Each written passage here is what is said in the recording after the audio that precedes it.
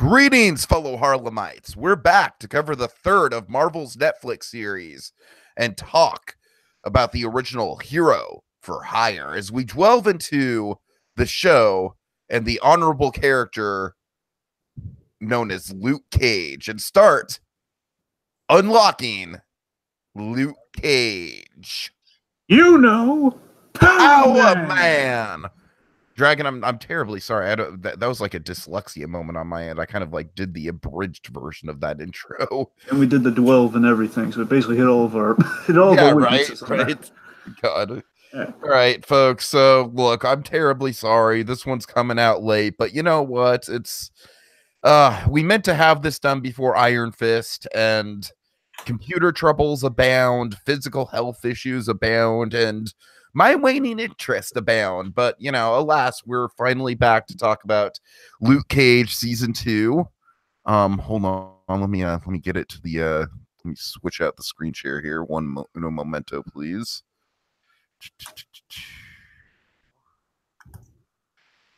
Boom. All right, Luke Cage season 2. So Luke Cage, I was very, very, very fond of Luke Cage season 1. Dragon and I did a deep dive into that through all 13 episodes.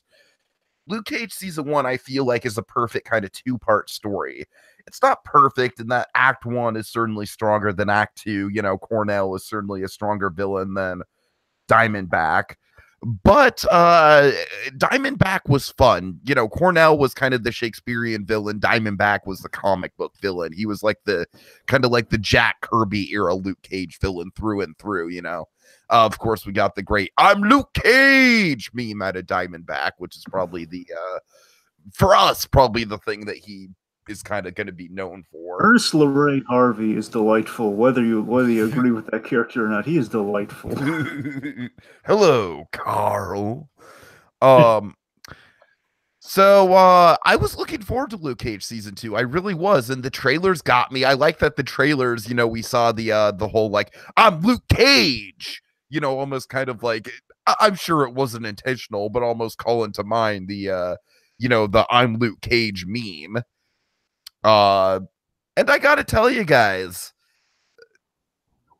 this is just my opinion, and this is kind of why I've been struggling with this podcast, but Luke Cage season 2 is the biggest disappointment of the Marvel Netflix shows by far for me, and this is kind of why I had to have Jacob come on to kind of air out the negativity that you guys are going to be feeling on my end. I don't want to dislike this thing, but I really do. To me, it's, to put it simply, to me, it like, it's messy storytelling. Like, a lot of plots just kind of come and go. There's, you know, like, characters just get kind of dropped. We spend way too much time on exposition. There's just, it feels like there's a lot of filler. There's a lot of road covered that's just kind of like spinning wheels and putting chess pieces into place. And I don't know, like, on the heels of something like Better Call Saul season 4, or even, you know, or even, dare I say, Jessica Jones season 2, which wasn't perfect by any means, but at least had a thorough narrative all the way through and really didn't bore me at any point in that season. Luke Cage season 2 was a slog to get through for me, guys, and I hate to admit that, and I don't want to be the negative Nancy on this. The first time we tried to record this, I read out like a whole soliloquy on why I didn't like it, and I don't want to.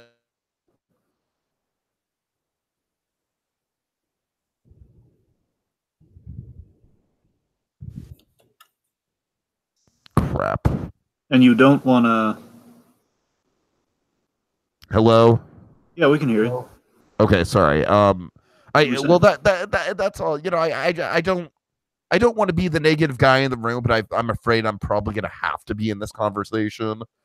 So, Jacob, how do you feel about Luke Cage season 2? I thought it was pretty. I thought it was decent. I mean, I thought there were aspects that were definitely better than the first, and in some cases, there were definitely some aspects that were worse than the first one as well.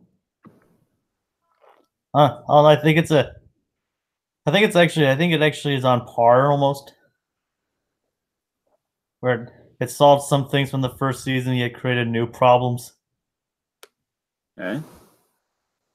I'd say it's pretty much on par. Okay. Well, for me, I thought Luke Cage season 2. Short of maybe Daredevil season 3. I think Luke Cage probably had the most. Luke Cage season 2 probably had the most anticipation surrounding a sequel season in the Netflix shows, which of course leads to a lot of pressure, and I feel led to a lot of overcompensation that you can see in a lot of places in season 2. I think it took the standout elements of Luke Cage and kind of doubled down with them to try to recapture the spark and remain. But by the same token, I think it still remained true to the DNA of the show. But everyone's. I think everyone was a little paranoid after the famous criticism of season 1 of like, it kind of feels like, kind of it breaks in half. The first season breaks in half. I think that made everybody a little paranoid because I always heard that was like the one gripe to all the writers in the room for Luke Cage. It's funny because I feel like this season would have been a lot stronger if it would have embraced the two parts. That's the irony. If it would have been like part 1 would have been Mariah, part 2 would have been Bushmaster. I feel like it would have flowed a lot better. It would have been a lot more cohesive and the pace would have been a lot better. But as of now, it feels like it's two storylines kind of fighting for attention. And ironically, the title character is kind of like the third subplot in this whole mess for me. Well, getting back to my side of this here for a moment. That's the thing. I think they got inside their own heads a little bit. That said, I do feel season 2 is dense. The way I'd phrase it, season 2 is dense to a fault. There's a lot of solid story there, and I feel I think we have a good continuation of what was presented. We have a lot of great callbacks and a lot of we pay off the pipe that was laid in season 1. Like we don't forget anything that happened in season 1. We really bring a lot of that back, with the exception of Diamondback, because again, I assume they're going to save that for season 3. You're going to see how things are going to go with that going. With the exception of Diamondback, I think they call back everything they set up in the first season. But for me, Luke Cage. So again, I really like season 2 nowhere near as much as season 1. I feel it was solid. It's a character-driven season.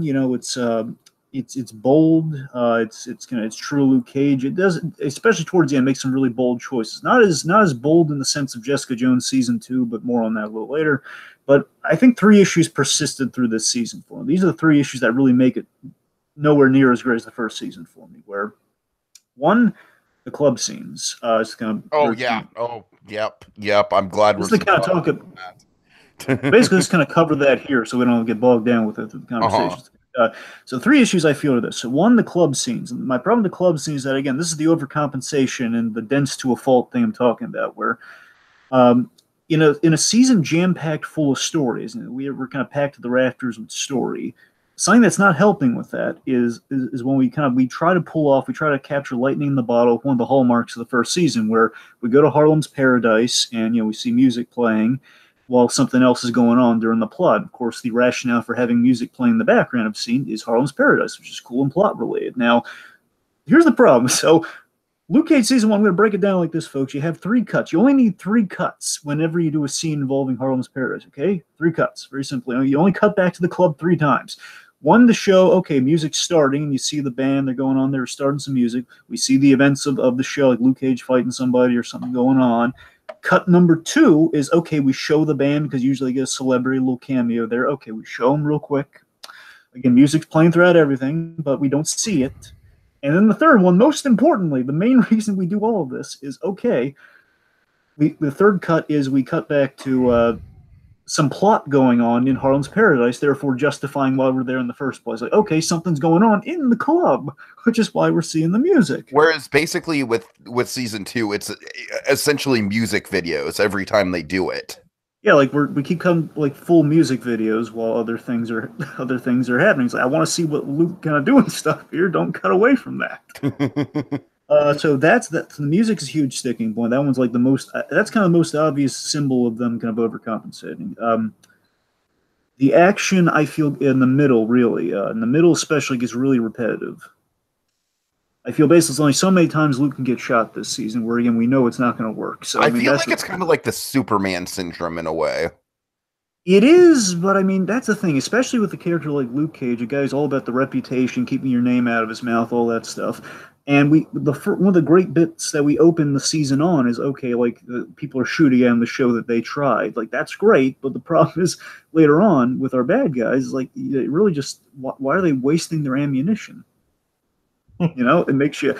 That's the thing. My problem is that it kept recurring at a point where it didn't make as much sense as it did towards the start of it. You know, it just kept going on during this whole pursuit section of the season, which is where a lot of my problems are. Like, we keep doing this cat and mouse game in the middle of the season, which kind of bugged me. Mm-hmm. And lastly, I think Tiki, you'd be very sympathetic on this. Lastly, and Kellen O'Rourke, by the way, agrees with you on this. Just in the past, when we've done Luke, he weighed in on Luke Cage season 2, and I just want to shout that out here. 13 episode effect. Yeah, this season again, it's dense. It's like 6 episodes worth of story. Let's be honest here.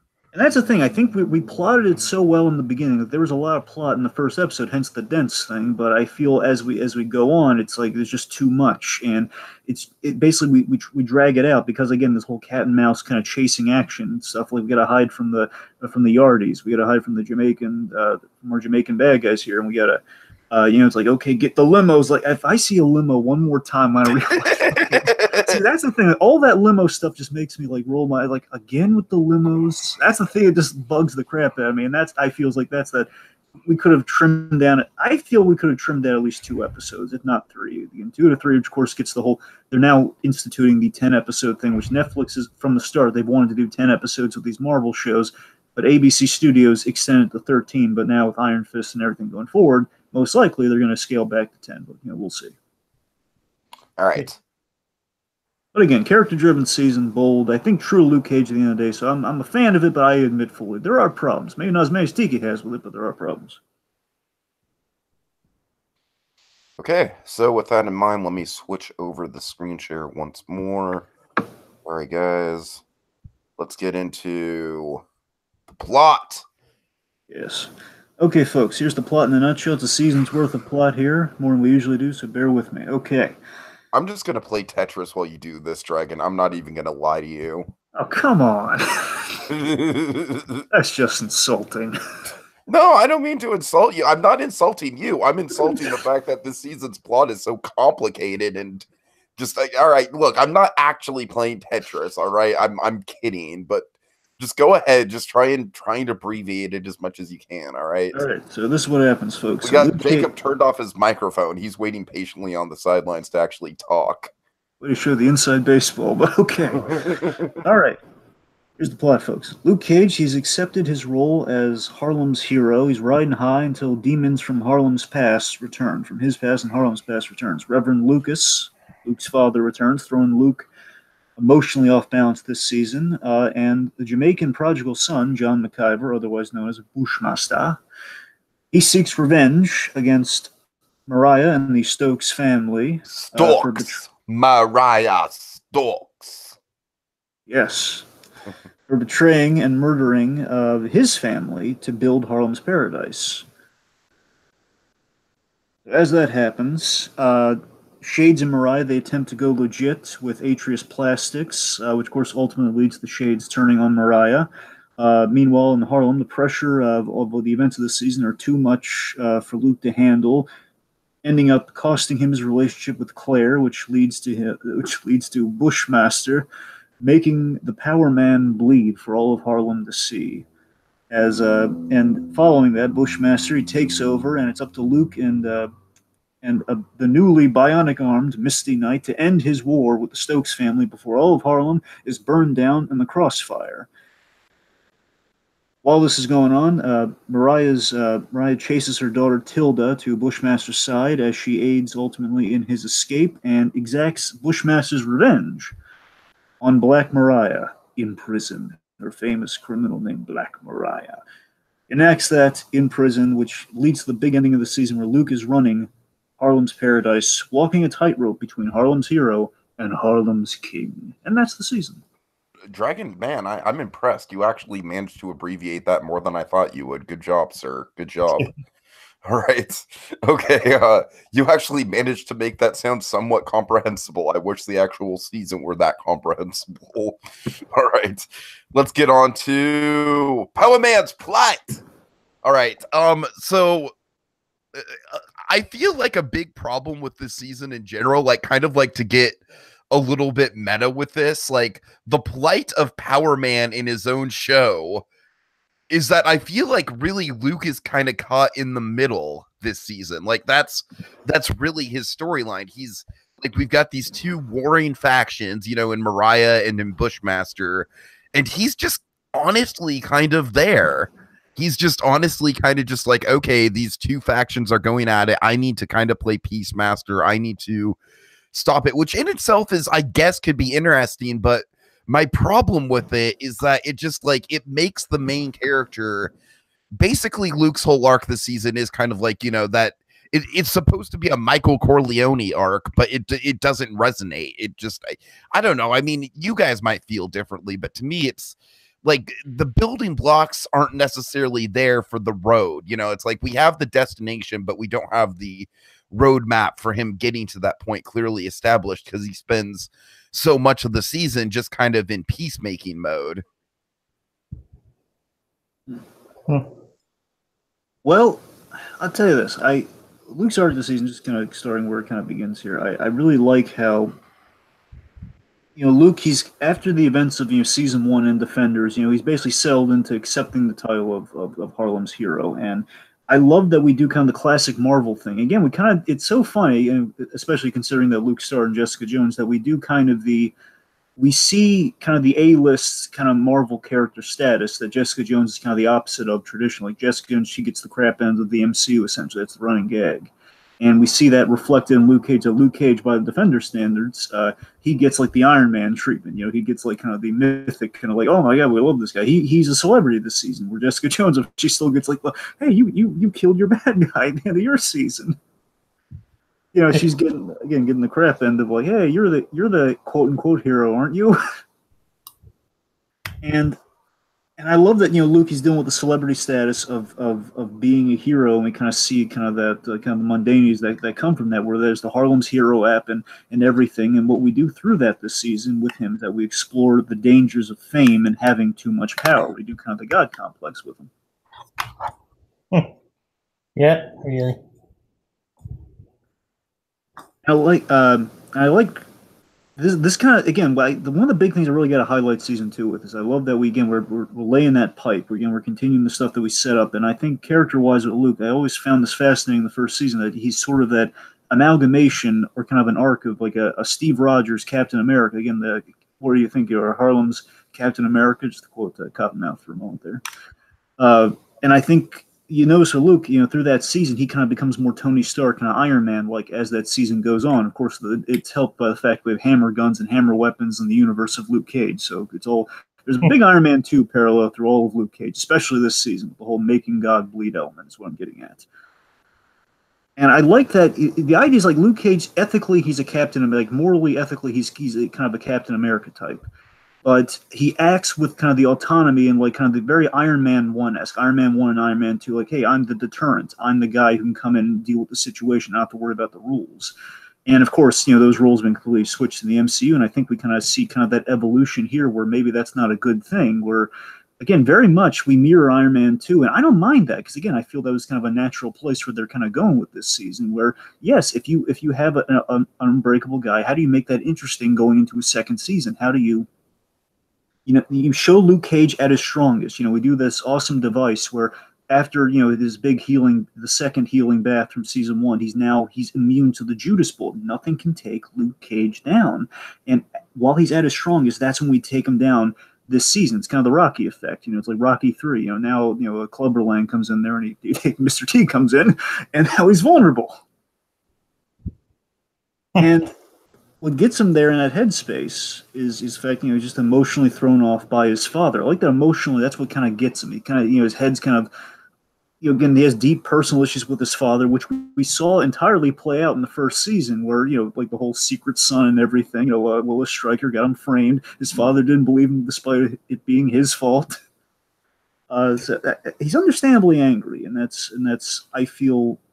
You know, I feel like the anger is understandable, sure, but it doesn't make for a fun protagonist. It doesn't make for an engaging protagonist. And to me, that's my problem, is that, like, like by all intents and purposes, Luke should be a badass and he should be someone that you want to root for. And really, at the end of the day, I hate to say it, but he's kind of mopey. Jacob, how do you weigh down on this one? Honestly, kind of remind me of Jessica this season. Here's the thing. I think there's a little bit. I think we get as much fun as we can while Luke's going through this arc here. Because again, we have like moments in the first episode. Okay, but to be fair, he's going past the point where he's really kind of taken out of the equation with his father. I mean, we have like fun elements like him at the party scene where he has to be like Luke Cage at a party. And we have all these kind of. I think we still get as much fun as we can with Luke, but I'll admit that I think until Iron Fist enters the picture, that's really when we get Luke kind of back to where he usually is at. I'll give you that, but I think it's part of the arc, though. I think you need to take him to a new place. As I've said with like the second season of Jessica, it's kind of weird when a guest character who's not even part of your series anymore, or in Jessica's case, a villain that died last season is more interesting than your main character. Yeah, it's kind of funny that we like Danny Rand in the show really is kind of like the anti-Purple Man. And who would think that Danny Rand would be the best part of a season of television? But I think we've gotten to that point, folks. But anyways. But yeah, man, I love that we're kind of doing almost kind of incredible stuff with Luke this season, where it's like dealing with the mundanities of being a hero. Where again, with the party scene, think about it, he's a very public hero. He's in the public eye, no mask, no Daredevil. Dragon, I am very simpatico with you that I do love the party scene. That is one of my favorite episodes of the season. Is that whole the whole Piranha episode. That was a lot of fun. And again, like the fact that he's doing it to avoid a lawsuit and everything. Again, it's like him with very, very average problems that we never like. It's also so foggy. I know, yeah, it's great, yeah. And overall, again, I'd say I think we kind of take Luke from the familiar that we got like a whole boatload of kind of classic Luke Cage stuff in that first season. We kind of take him to an interesting place where it's like, how do we define a hero if he's kind of if he does kind of act autonomous and if he has to kind of basically be sheriff to kind of a lawless Harlem in a way, like a place where law doesn't necessarily work as it would usually have, especially after you introduce these new foreign elements into the environment, like bulletproof Luke Cages and kind of like these Jamaican wonderkins like Bushmaster. It's like, what do you do in that landscape now? Like there's like people being beheaded and and displayed in warehouses and everything, and like piranhas and tanks. It's kind of like it's a new status quo, and I feel that. Luke this season, he's basically trying to center himself, and instead of like traditionally when we see a hero get stronger to take out the villain, it's like like Rocket gets beaten, then he trains, and then he gets back in fighting shape, and he takes on Mr. T again. What we do here is Luke has to emotionally center himself again through Danny Rand. Ultimately, at the end of the day, he kind of has to center himself and make peace with his father to kind of again take on the bad guy again and kind of be able to kind of contend against him. I like that he's not able to do that until he kind of balances himself out. Yep. And I mean that grand sweeping arc this season, he goes from vigilante to power player, and again, it's kind of a logical transition. So, okay, you're a vigilante, you're acting outside the law, to essentially he becomes a neighborhood crime boss. He goes from vigilante to power player to king, to kind of Harlem's, again from that kind of that Harlem's Captain America place to ultimately Luke Corleone. He basically became the kingpin.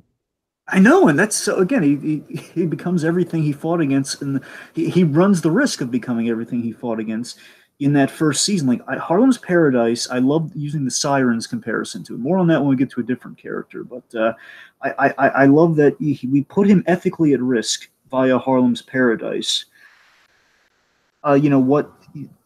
And basically, again, it's been what he's been chasing the whole time. He's been chasing, basically getting Harlem to a peaceful kind of paradise as a whole, and that's kind of what he's been chasing. He's rewarded with that at the end of the season. But in achieving that, it's like, are you doing things for the right? I mean, he's done things for the right reasons, but again, like, will he be kind of swallowed up by Harlem's temptations that everybody who's in a position of power has succumbed to up to this point? I mean, if anyone can do it, it's Luke. But by the same token, this season, our expectations have been subverted with Luke kind of being in a way we've never seen him before. You know what they say about absolute power?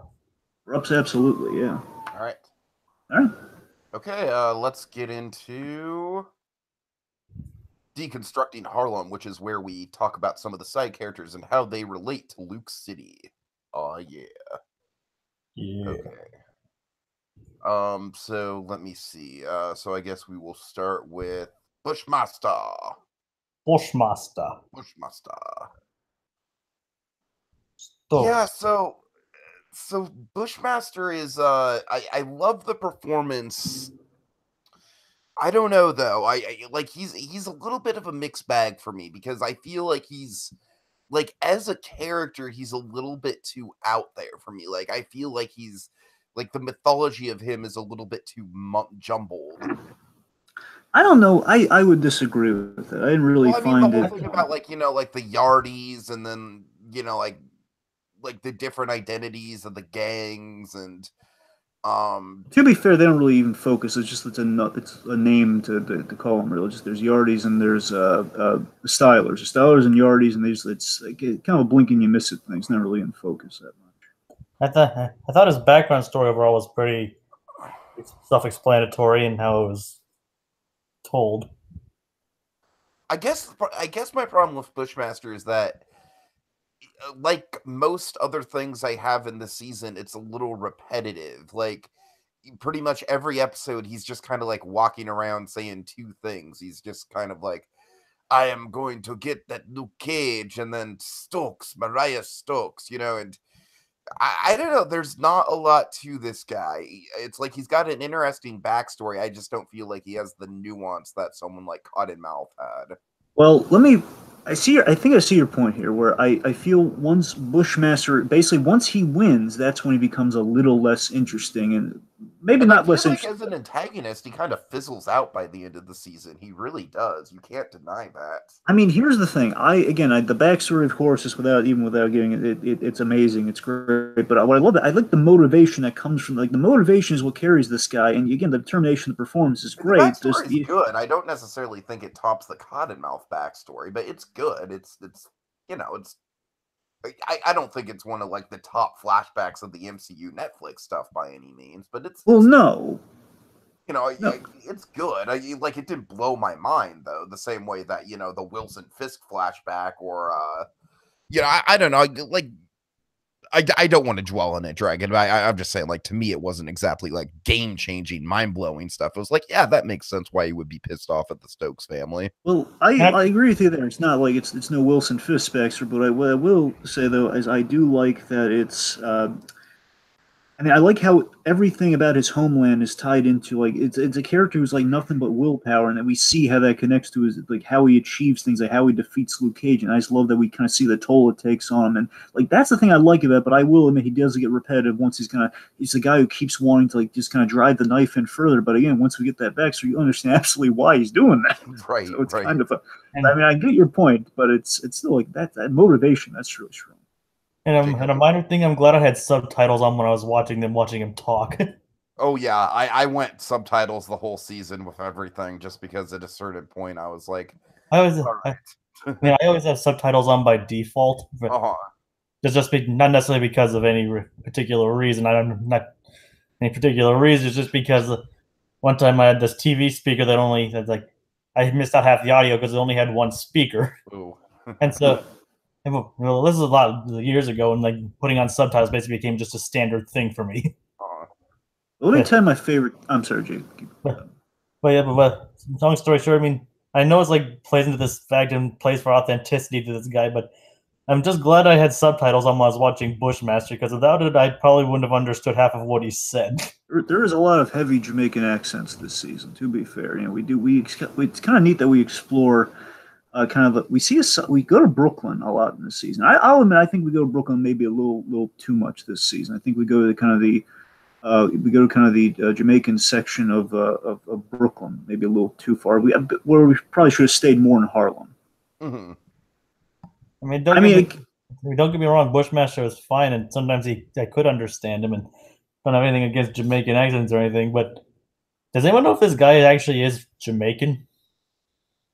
I don't know. I have to listen to interviews to know that for sure. I don't know off the top of my head. I assume he is. I don't know. I mean, he did a good job nonetheless. I was just saying, sometimes it was just kind of hard to understand what he was saying. Right. I mean, Well, not to be a cut against him or the show or anything. sure.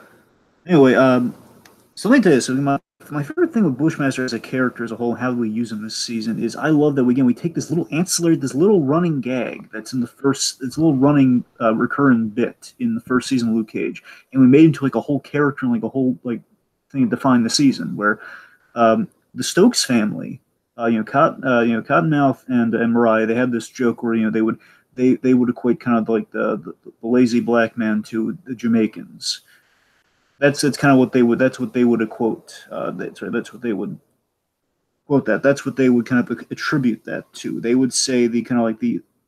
It was like a class thing. We have like this class thing worked out here where Jamaicans were always they were of a lower class compared to like kind of the inner city, so to speak. And it was it's like this very interesting working class upbringing that we saw that Bushmaster had, and the idea they worked for the Stokes family, and I just love the fact that we saw that just from that little line of like Cottonmouth would always joke, "Oh yeah, we're working like Jamaicans." He's always making these little jokes, and we basically turned that into this great backstory where we saw the Stokes family, their big folly, their huge folly was the fact that they had an arrangement with the McIver family. And because they didn't honor their arrangement, they were building a business and basically using the McIvers to kind of get ahead in there. Because again, Harlem's Paradise is half owned and basically built by the McIver family, by Quincy McIver, and the whole Bushmaster rum, all of that off the hard work of the Jamaicans. And because they didn't respect them, because they did all the hard work, the Stokes family were so terrible to these people. They killed the family, murdered them via fire in many horrific ways, by the way. Killed the McIver family with fire, essentially erased their family legacy. I just love that nourishes kind of that revenge that you kind of get. Like, oh my god, they treat him so horribly. No wonder he's getting this revenge. And it's kind of a hard buy of like you say, okay, in the history of Harlem's Paradise, there's this little thing you didn't know about, but I think they sold it so well, and just seeing how mythic this guy's backstory was, like the idea that he's got this lethal flu shot that kind of built up an immunity, and it is the guy who had the will to live when everybody else was killed by this flu shot, and he takes this nightshade. It's kind of like, it's very much like Bane. He is very much kind of like Bane in that he takes venom, which of course wears on his body, but he's just kind of has that willpower to keep him going on, and we kind of do that with Nightshade this season. Is it ever I forget? Is it actually revealed how he got the name? Well, it's named after the rum. That's the idea. Oh, right. Yeah, it does. Sorry, I completely forgot about that. I mean, that's what I'm saying. So cool about this guy is the fact that he's defined like he's powered by a flower that can only be grown in Jamaican soil. The guy is a representation of his homeland, and again, he takes the name of the thing that got his family killed. Like the Bushmaster rum, the thing that fuels his fire against the Stokes family. No horrible pun intended there. Stokes the fire. And I love that we have a great contrast with him and Luke, where, Luke risks, if Luke can't let go of the hatred that he holds against his father and against the past, again, the moving forward thing we have with Luke Cage, he could become someone who has a festering grudge like Bushmaster does, like John McIver does. And I think at the end of McIver's stuff, what we realize, again, in relation to Harlem here, I think by the end, he's broken by his quest because he overuses the flower. He could easily stop, or he owns everything. He took all Mariah's money. He owns Harlem's Paradise. He could just call it quits there, but he had to get revenge. He had to try to kill him. He had to do all that stuff. He had to take it too far. And I love that by the end of the season, he's broken, but he's rewarded because, again, he was very much wrong. And again, like a classic great Marvel villain, you kind of root for him. You understand him, if not root for him a little bit. And I love that he at the end of the season he evoked change in Harlem, and he was allowed to live, and he got out of town, and ultimately Mariah went down because he didn't let go of the past. So while again he did a lot of he shouldn't have celebrated, he shouldn't have been in the past. He did get all of his things work. He did get exactly what he wanted, though. I mean that's kind of interesting. I thought it was really interesting with him. I think there's a lot of great layers to Bushmaster. All right.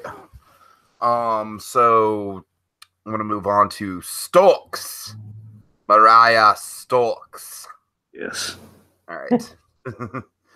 So I gotta tell you guys, man, I was getting to a point in this season where I was almost wanting to fast forward the Mariah scenes I feel like they overplayed their card way too much with this shit. It was like, oh man.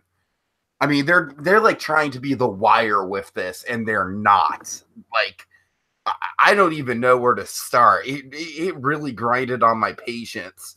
Because the whole thing about Mariah this season is that she has like one note again and again and again. She's like, I want to legitimize Harlem and I want to legitimize crime. And it's just like, I get so sick of it, man. And we'll get into it with her daughter, but her daughter I thought was incredibly repetitive as well. And just everything.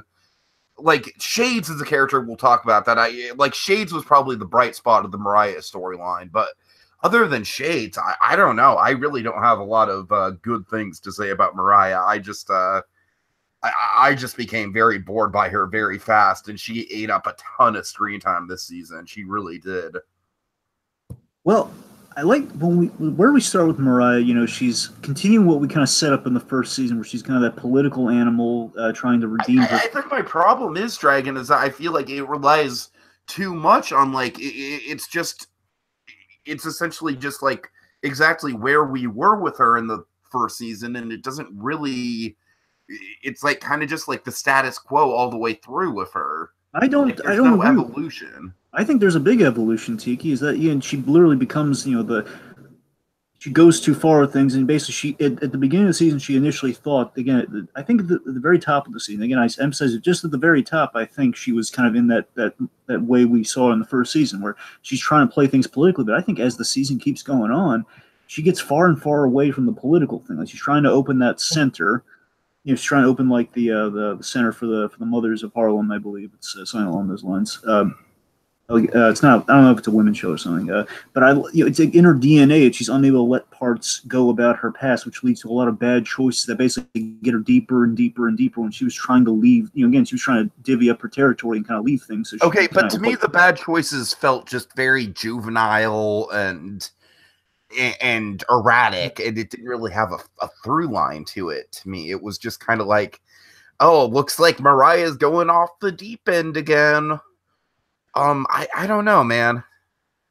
Well, I mean, to be fair, I mean, if you look, I kind of view it as with Bushmaster come back again, like the representation of her family again. I think Mariah does a lot of legacy. We do a lot of legacy stuff this season with her, where again, it's like the Stokes name is haunting her, and again, she's always tried to play as like Mariah Dillard, and we never knew why that was. And this season, we explained why that was. She's, the Stokes name comes with a lot of really bad connotations, and sure. I mean,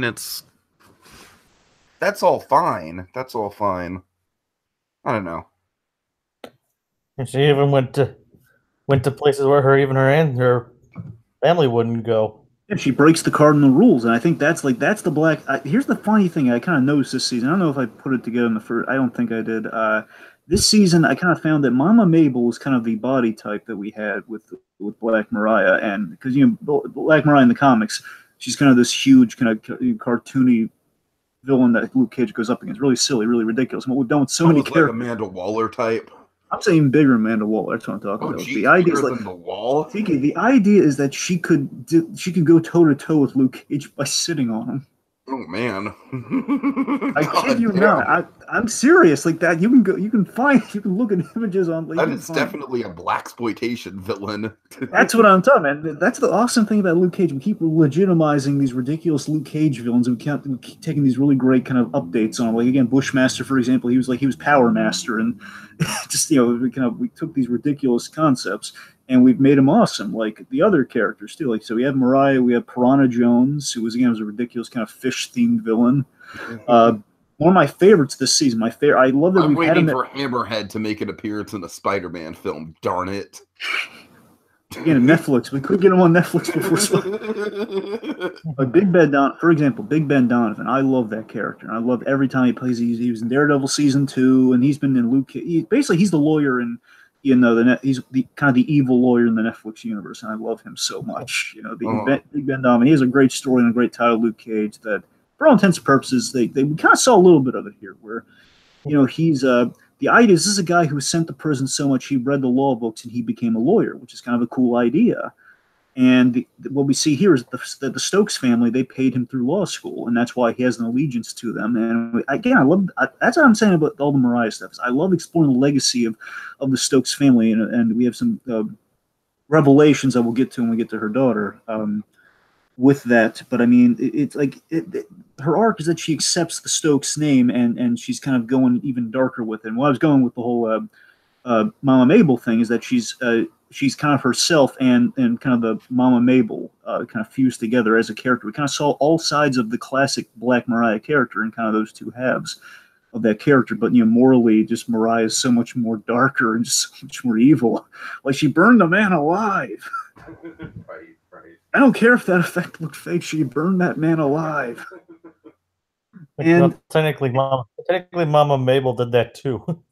Oh, well, to be fair, she lit the whole house on fire. I mean, she literally, she burned the man alive with the Bushmaster rum. Like, that's adding insult to injury. So, I mean, ultimately, her revenge is, I feel, again, the whole kind of Power Man comparison here is that she, again, powers a recurring thing with all these characters. Basically, it's revenge versus revenge. Yeah, she's... Yeah, it's kind of... She delved... Again, eye for an eye in a big way. And of course, I think if anyone knows about eye for an eye, it's Bushmaster, but more on that later. We have this idea that she let power corrupt. The last we shot at the ending of the season with Mariah here, real quick. Of course, the big ending with what she does to Luke Cage at the end. Okay, can I just say I think this is a little bit dumb. What? The whole I'm gonna corrupt him from beyond the grave. Really, you didn't like that? I thought it was a little presumptuous of her. I thought it was kind of... look. As you said, Dragon, you yourself said it best. If anyone's going to get past the curse of Harlan's Paradise, it's going to be Luke Cage. That's true, but I'm saying, looking at what happened to him this season, it's unclear than it was in the first season. All right, look, I don't want to dwell on it because fine. It's fine. It is what it is. Real quick, just getting on. So what this act itself? So I feel it's the ultimate revenge. This kind of what she's aiming for here, of letting power corrupt Power Man. I mean, you put that on a bumper sticker. Man, that's a great villain twist right there. Like, I'm going to corrupt Power Man with power, basically making him become. He's trying to turn him into a Stokes. He's in a suit very much like Cottonmouth's by the end. He's but I love that she's kind of hoping for the best version of her screwed up family with Luke Cage, that she could always count on Luke Cage. And, she always had like she saw, and the showrunners also saw it this way. They kind of saw it as she was kind of a Joker figure in relation to Harlem. It's basically, if Luke Cage is kind of the best of Harlem, and the counterpoint, the yin to that yang, would be Mariah, and helping Harlem versus kind of corrupting Harlem. And that reminds me, it actually led to see a Batman versus Joker Netflix series. Of course, who wouldn't? That'd be awesome. But I love the self-fulfilling prophecy of family first in Harlem. That she kind of she put family first, and letting family into her life. That's what cost her life, because she screwed up her own family so much, and family just kind of ruined her. Again, going into the past ruined her so much. But I like that she kind of invested in the future on Luke. Like, a part of me wonders if she had that great line where she said to Luke, said the big Ben Donovan, Harlem belongs to someone who loves it most, and that's Luke Cage. I mean, I love that's kind of where she is at the end of the day. She does care about Harlem, but again, she cares about having power over Harlem, but by the same token, she wants Harlem to stay around after she's long gone. So at the end, she was very tied into the city, and I feel that was an important note to hit with her. And of course, we killed her off this season. So, and not to mention, her family is what ended up killing her. Yeah. Right. Yeah, I thought it was all relative with Mariah there, no pun intended. Okay, so Shades is a character I definitely was more invested in. I really liked his arc this season. He was kind of the main reason why I stuck around for the Mariah stuff. Because I really do think it's not just I feel like Shades is almost kind of like a young version of Mike Ehrmantraut in a way, where he's like the consummate professional in the crime business on the show. Shades definitely knows what he's doing. Yeah, I mean, I love that he's basically what he's doing at again, where Mariah's trying to kind of distance herself. We have this really great device with Shades this season, where we do the whole, why not take a break from Shades? Why not try Hernand? Let's try that. And again, he's giving it a genuine try. Like he is kind of that Ermintrout kind of street savvy. Like he knows exactly what he's doing. He knows the balance of both worlds. I mean, he's basically going into uncharted territory this season by kind of trying to go legitimate. And again, he's warning her. He's kind of the guy on the side, like, warning her not to make these mistakes that are going to cost her empire. And in the end, he's absolutely right. And I love that, he does trust and he loves Mariah, but he won't. But again, she won't listen to the man who molded her. Like, he's the guy who molded her. He built her up. Again, he basically gave her the baptism into the criminal world. Like, she was always like trying to be on the outside. Like, I don't need to know, but now she's fully complicit. And he kind of is responsible for all the stuff that happens to her. And again, she has she's kind of a hypocrite of her own dreams there. Where again, she tried to put Hernan on this path, where ultimately she violated everything that she promised him. And again, she's I'm going to sell the business. Where no, I'm not going to sell business at all, because I won't sell that stupid painting. Yeah, I won't sell the wonder with the painting. Seriously, if she sold that painting this season, they wouldn't have had to go to the Jamaicans. Everything would have been fine. So I mean, I'm sorry, Jacob. Yeah. No, I was just agreeing. Like, season 2 happened because of a painting. Pretty much. Like, it's not. How does the joke go? For want of a nail or something? It's like this one small thing cascades into one other thing, and there's basically a domino effect. It's like a butterfly effect almost. The domino effect would technically kind of be more accurate. Let me get your thoughts on something, Tiki. What did you think of the relationship? Because I know you had reservations about that at the end of season 1. What did you feel about that with Shades this season? Because I liked that he was sensitive to kind of like losing his edge with people mocking his relationship. Like, he really lashed out when people made fun of the relationship. I grew to like it. I mean, it's one of the things where it's like it's a little bit uncomfortable, but it's meant to be uncomfortable. It's meant to be a little bit unsavory. Because people see it as like a cheap move up. It's basically when you're marrying the money, essentially. That's what people say. Exactly. And that visually tracks as well as kind of like. I do think it's the big thing that kind of humanizes Shades through the season, and it makes his betrayal of Mariah that much more personal by the end of it. At the end of the day, with Shades, like, one of the things I like about the arc with him is that you really do feel that he's pushed into a corner. Like, he does not want to do what he does, but it's just like, Mariah's just acting so irrationally. It's just like, all right, look, I have no other options with this crazy person. Like, Shades breaks the cardinal rule, where of course he goes to the cops. It's the cardinal snitching rule. You never snitch. But I love that Shades up to this point, and the thing that gets him there is the fact that he was the only guy around Mariah, that was sticking to honoring the rules of the street. Where there's certain things, there are certain do's and don'ts. Where you don't.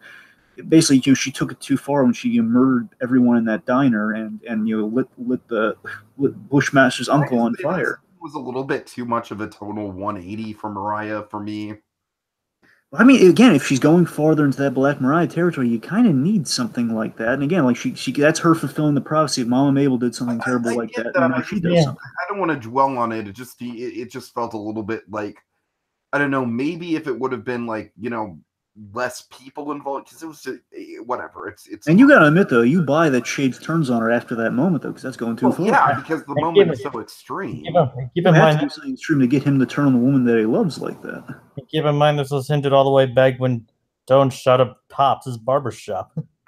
That's true. I didn't think about that, Jacob. That's a good point. I mean, keep in mind that's how Shades. That's pretty much the earliest hint that Shades honors the code of the streets, pretty much. Like, he's like everyone agree. Everyone pretty much says the same thing. Pops is Switzerland.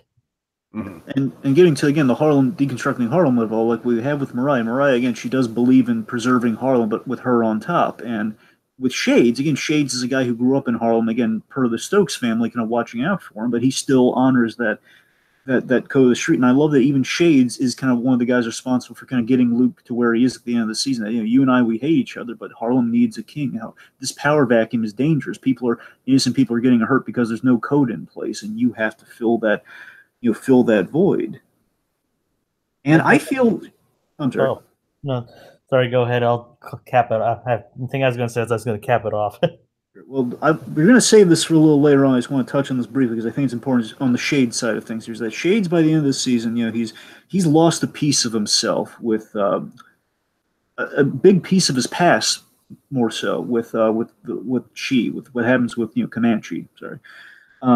The way he loses him, like he's lost a great part of himself, and I feel at the end of the season he's going to be going like a rebirth, kind of a journey, because now he's going back to prison where he started in the story of Luke Cage. He's a guy in prison, that Luke Cage runs into, and of course he comes back, and we learn about all the connections he has to the city of Harlem. And I feel he's kind of like losing that big part of his past.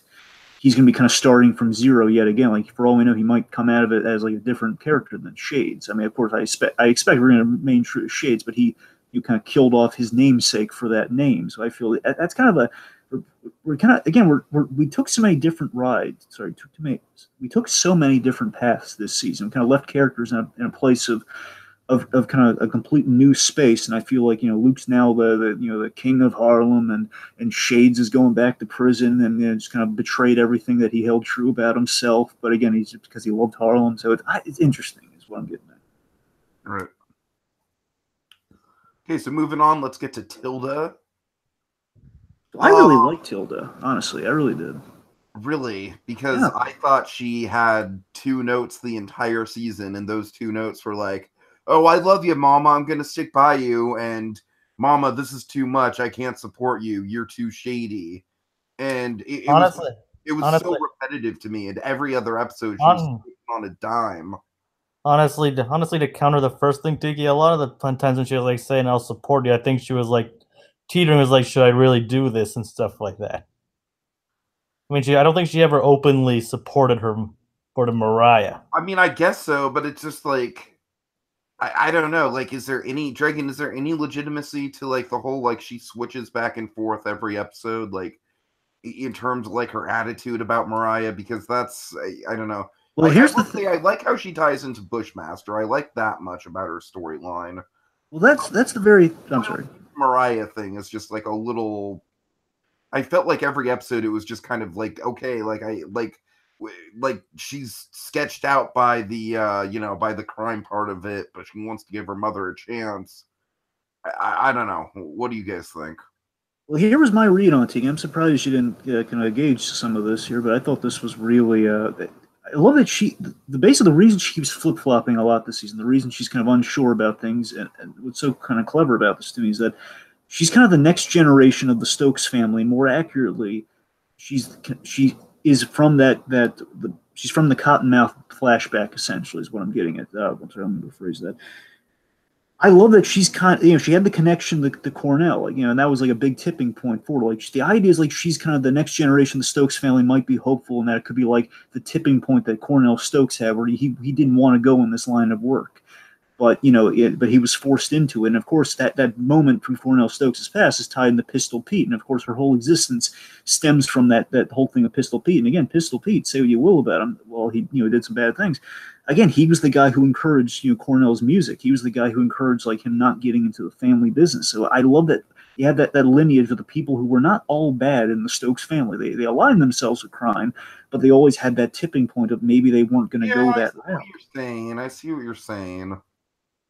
And that's the thing. Mariah tried to use her spin with the whole family first angle, and basically that was like another fault in Mariah through the whole first season with Crispus Attucks and everything. It was like building Harlem, the new Harlem Renaissance, as like a false idol, like a false kind of like a false ideal. And family first was at this season in regards to her connection with her family and the legacy of the Stokes family. And it's kind of interesting to see like. When she like laid the flowers down on Cornell's grave, it's like you were pretty much saying you're the only one who ever believed in me or like never judged me or something like along those lines. Exactly. And of course, she played the Casio, played the keyboard and everything. She was left that in the will and everything. And again, I would really one of my favorite bits with Tilda this season was that scene between her and It could have been the ending of an episode, which is another big problem with, by the way, just to address it with the season. This season's kind of blessed with, if it were shorter, I don't mean just shorter as a season, but I mean, this is going to sound crazy, but go with me here. If the season were like half-hour episodes, but like, let's say it could have, honestly, there were so many points within an episode that it could have been, there multiple ending syndrome through every episode of the season. There's multiple endings, and then as we also talked about with the club scenes, there's there's a lot of scenes that could have very much been edited down. That's what I'm saying. I agree with you. You know what? I'll even go one step further, Dragon.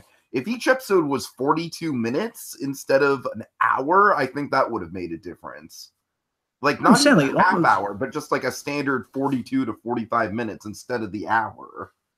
And what I'm getting at with like these multiple endings, you had a lot of great like scenes that were so powerful and so impactful. And what I'm getting at here is the big scene where Mariah just kind of says to her face, "I tried to love you, but I couldn't." And she's and you see like poor Tilden. This is such a beautiful moment acting here. You see her completely shattered and broken by the realization, oh my God, I was the product of Mariah's rape by Pistol Pete, and sent away and everything. The whole Dillard thing was to hide the shame, and that's why she sent me away and she tried, and it's breaking her heart right there, and just doing it so callously and just kind of walking over. You wanted to know, there you go. And I mean, you get why she turns on her the way she does. I gotta be honest. There's a certain point in the season, and I don't know if they just dropped this plot line off or not. But Mike, tell me if I'm crazy here. I thought there was a moment where she might have been in a relationship with Luke Cage. Like basically, there was a moment where Luke walks into her herbal healing shop right after he's been beaten up, and she kind of helps him with his headache and everything. I was thinking, are they maybe setting something up there? Yeah, I got the sense maybe, but I don't know. Well, anyway, so we kind of said, like, the way we end the season with her, in the comics, she's this character called Nightshade, hence the whole Nightshade of the season and everything. And actually has no relation to Mariah whatsoever. Well, true. But, again, we have to, we're going to legitimize the Luke Cage villains and also kind of give them kind of a causal link and a theme. So, I mean, yeah, I like, she's kind of set on a potential villainous path because again she has issues with her mother, and again she saw towards the end she still wanted to kill her mother for all the horrible stuff that she had done to the McIver family. And Tika, I absolutely agree with you. I love the dynamic that she has a Bushmaster, and again she kind of takes like the audience's perspective. Oh yeah, you're against Bushmaster until you find out what's going on there. Like, oh my God, please, how can I help you? And by the end, it's like she holds a lot of power, but yeah. Although really, a lot of this is like a whole sins of the father issue. Yeah, and I liked it with the Stokes family. Like the men of the Stokes family had a charm, and they're kind of charmed by Harlem, but the women held the power and they held the grudges. That's kind of what we explored in kind of the DNA of the Stokes family. That here again, she holds the power, and it's that tipping point of how much of her father's is in her versus how much of the women are going to dictate her future. You good? I mean, though, by like saying the sins of the fathers and all that. It's like yeah. I know, like they're holding like people who weren't even responsible, and they're going after them for that. It's just I just find that kind of a weird motivation. I mean, don't get me wrong, it's a perfectly legitimate motivation, but still. And of course, with the power theme, with all these, I like that she grows power essentially through Nightshade for Bushmaster and forever. She grows powers. That's kind of neat. Okay. All right, so Misty. Detective Mercedes Knight. All right, so I'm a little bit halfways with Misty this season. I will say I wish there was more of her and Colleen because I love all the Daughters of the Dragon stuff. I can watch that all day. I could watch a whole show of that. I would have liked to see like more of Colleen and Danny, honestly. But I think my big problem with Misty this season is that like all the stuff with her arm is fine. Like we need that arc, and I'm assuming now going into I haven't watched Iron Fist season 2 yet, but I assume she's going to be involved in Iron Fist season 2. So going into all that, it's fine. My problem with Misty though this season is I hate to see it, but she's got a little bit of a Dina Madani vibe to her. Not like, don't get me wrong, she's a much more likable character than Dina Madani, but I feel like the reason why I compare her to Madani is that I feel like it's just kind of like every episode has to have like, all right, the 10 minutes devoted to the police procedural stuff. And it almost becomes a little bit more paint by numbers than I would like it to. You know what I mean? It's almost just kind of like, it feels like the most standard part of the show in a way. Am I making any sense here? Well, I mean, I like that she was, not in the box that she was in the first season, where it's the whole "Can I trust Luke Cage?" and she fully trusts him this season. So there's no you're right about that, and that I do like her dynamic with Luke this season. She's, I just my whole thing is like I said, it's just kind of like, all right, we have to show the police side of things every single episode, and well, I'll meet you halfway. I think that can get repetitive, specifically towards the latter half. But I will say this though, I do like that I like what she symbolizes this season with the arm thing, and hence the reason we do the arm story. That she kind of symbolically, she's kind of a symbol of the limitation and broken system. You know, she's missing a limb. You know, she's a cop. You know, broken, missing parts. You know, the whole like limitations. The robotic arm of the law. Exactly, and with that, I absolutely, Jake. That's precisely what I'm getting at here. I like that she feels incomplete and kind of disenfranchised with the law, but of course she kind of becomes whole through kind of like an extraordinary, kind of through the Rand Tech arm that she gets, and that's kind of like a next level thing. Like Luke Cage is a next level thing to hit Harlem. So she's kind of visually, like now she's visually a representation of the change in Harlem post Luke Cage and the Defenders and you know all this stuff with the Bionic Cop, who's kind of half vigilante, half detective. I feel we definitely. Some of the best parts of her were her flashbacks with Scarf, though. Yeah, let's hold off on that because that's like part of my favorite moments. But yeah, sure. Absolutely. But Tiki, with you there, I will absolutely agree with you that I feel there's a point, Luke, with Misty, where we keep going back and forth, like who's running the police department? The whole like, you know, she now the man. That's what it's like. It feels like a whole subplot that doesn't really need to be there. It's just kind of spinning wheels. I do love the cockroach story with her, though. The idea, you know, like cockroach is like one of 30 criminals that have been released because of, you know, Scar. It's kind of the Harvey Dent from kind of Dark Knight thing, where the idea is, you know, if word gets out that, you know, there was a corrupt cop or a corrupt official, then those criminals, like their cases are tampered with, therefore they get an early release. And that's kind of what's motivating her to come back to the job, you know, in the one-armed state. So that was, and by the way, a little fun fact. Did you know Cockroach, the actor who plays, and by the way, Cockroach is a Luke Cage character, but when it's funny. That's her real life husband. The guy who plays Cockroach. Is it really? Yeah, I had no idea. I was doing some research for this, and it was kind of blew me away. What does that tell you about their marriage? It's kind of funny though. it's kind of funny. Like, well, you know, I hope her husband has not been beheaded in real life, but you know. What if it's like their way to work out their issues? Like, hey, you know, we don't have to fight like a real couple. We can just act out our issues. You can only chew out the ones you love at the end of the day. That's kind of what it is. But by the end of the season with Misty, I think she's definitely worried about having to take Luke down. And of course, I believe that she would be in a position where she could take Luke down. It takes some doing. I think she could do it. Okay.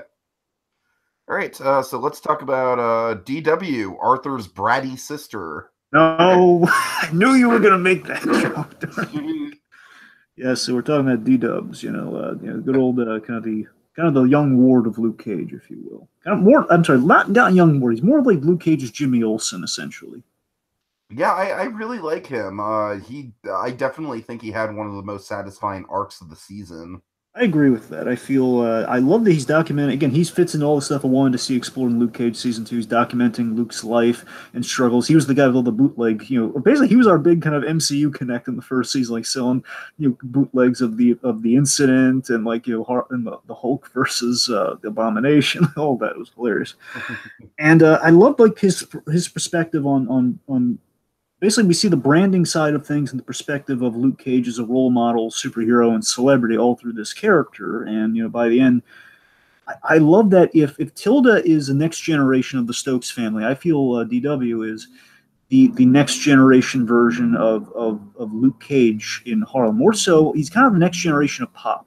Like he's trying to buy the barbershop and kind of make a new Switzerland out of it, kind of return it to its kind of Switzerland glory, without Luke Cage if that's necessary. He doesn't want to see his hero kind of go down a wrong path here, breaking the rules like this. But I like that, you know, Luke has succeeded by his own excommunication and kind of inspiring the youth of Harlem like Pop wanted to. So again, that's the interesting thing about Luke this season through DW is that he is inspiring Harlem to make the right choices, but at the cost of his own soul to an extent. Mm-hmm.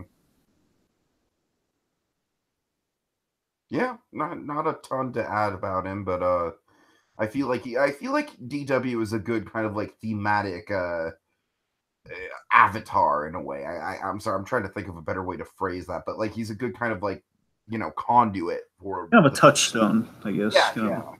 Have a beat on the pulse of how Harlem's feeling about Luke Cage. Yeah, exactly. Well, a lot of that didn't come into play until later, though. It's like in the earlier episodes, it's like, well, I'm gonna get rich off of Luke Cage merchandise.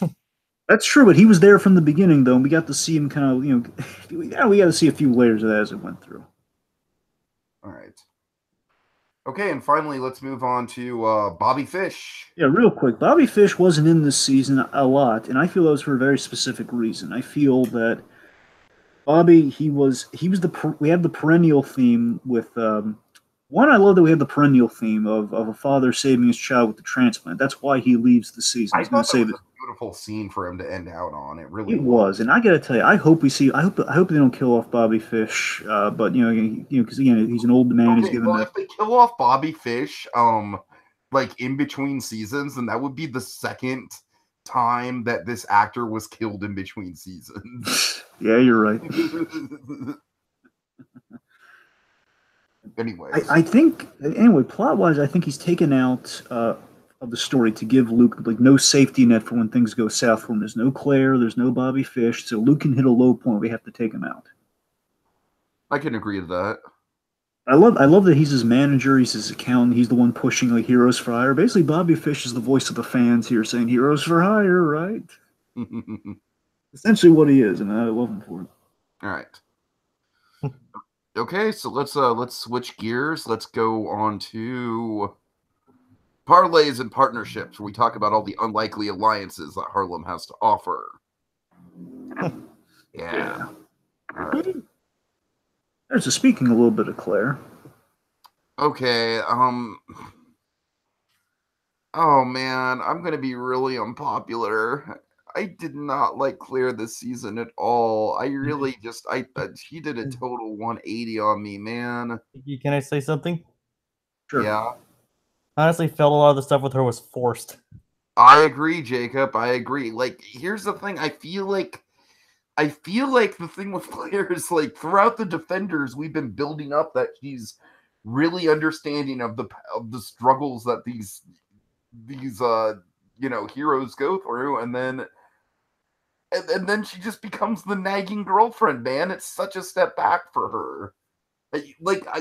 I'll say Claire's one of the big reasons why the season, like, it started off on a bad note for me, and a lot of it was because of the Claire stuff. Well, I disagree with that. I'm sorry, Dragon. I love Rosario Dawson as much as you do, but I gotta call it like I see it, man. I thought it was a step back for the Claire character, and I really don't even know if the Claire character could be redeemed after this. Well, again, reportedly, this might be the last time we see her, because I hear that Rosario Dawson's going to be written out of the. And if that's the case, this is a shitty way for her to go out. It really is. Well, I'll tell you, I think if she doesn't show up in Daredevil season 3, she's never coming back. That's my thought on it, really. Does she show up in Iron Fist? Well, I mean, do you want me to say or? Well, I guess I don't mind if you spoil it for me, but I guess we shouldn't spoil it for anyone who hasn't watched it. So let's see. But I mean, I like that Claire. She's trying to. Here's the thing. That it was kind of a gutsy choice with Claire this season. I get a sense it's kind of rubbed some people the wrong ways. That Claire's, obviously she can't heal Luke Cage often. We've seen her do that in the first season, and now, of course, we kind of open the season with, okay, now he's even stronger than ever, and we kind of play with the theme of kind of the sin of pride this season with Luke, where his hubris is kind of his undoing there. He thinks he's untouchable, and of course that cost him a lot of stuff there. And I feel Claire, she's trying to heal him emotionally. Like Claire, I don't think it's nagging because she's trying to mend the relationship with his father. And it's the idea like these two are. Yeah. I mean, I wouldn't go as far as she was nagging like Tiki did, but still a lot of it was forced. Like she acted like she knew the personal history of Luke and her father when she only talked to him once.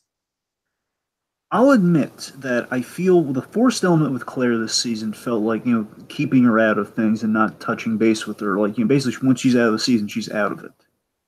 I feel that was not really. I do like the last note that we end on her. That was one of the few Michael Corleone touches that I really bought with Luke. The whole tell Claire to go home. I liked that. That did show how far. That did show the potential for Luke to kind of be in a downward spiral. I know, I'm with you. I mean, that was a great. Again, that's kind of that great. Oh, not Claire. Everyone loves Claire. Right. Yeah. I mean, I love that we tied into kind of. I understand like why she left. That argument they had though, that was a really it was a really great performance. Seeing like her, she's deeply hurt by the reminder of her parents fighting. And Luke basically I like the unable bit to. about the hole in the wall. I do. Tiki, one of my favorite bits of this, my favorite moments of Mike Coulter acting is when he apologizes for the wall to the super. Uh Sorry about the wall. huh.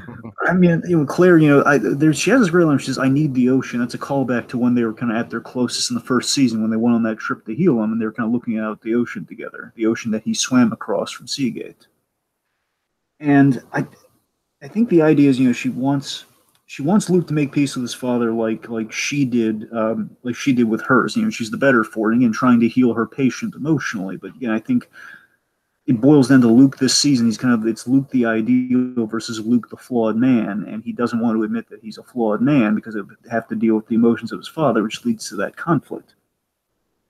And again, this is kind of the stuff, the reason she couldn't get together with Matt Murdock, the whole you have to be a flawed man before you're just, like the guy's willing to get himself killed in the field. It's like a less lethal version of what Matt Murdock was going through, which is why that relationship could never happen. Uh-huh. And I think, with the whole where we leave her after Defenders too is like, she's made the most of her life that Misty saved. And she kind of feels like she's at the end of her usefulness, and that's kind of where we have her this season. And unfortunately, I feel that's kind of where we kind of echo that in the show and writing her out a little bit. That she's kind of ended, she's no longer useful, and I feel that's kind of a shame.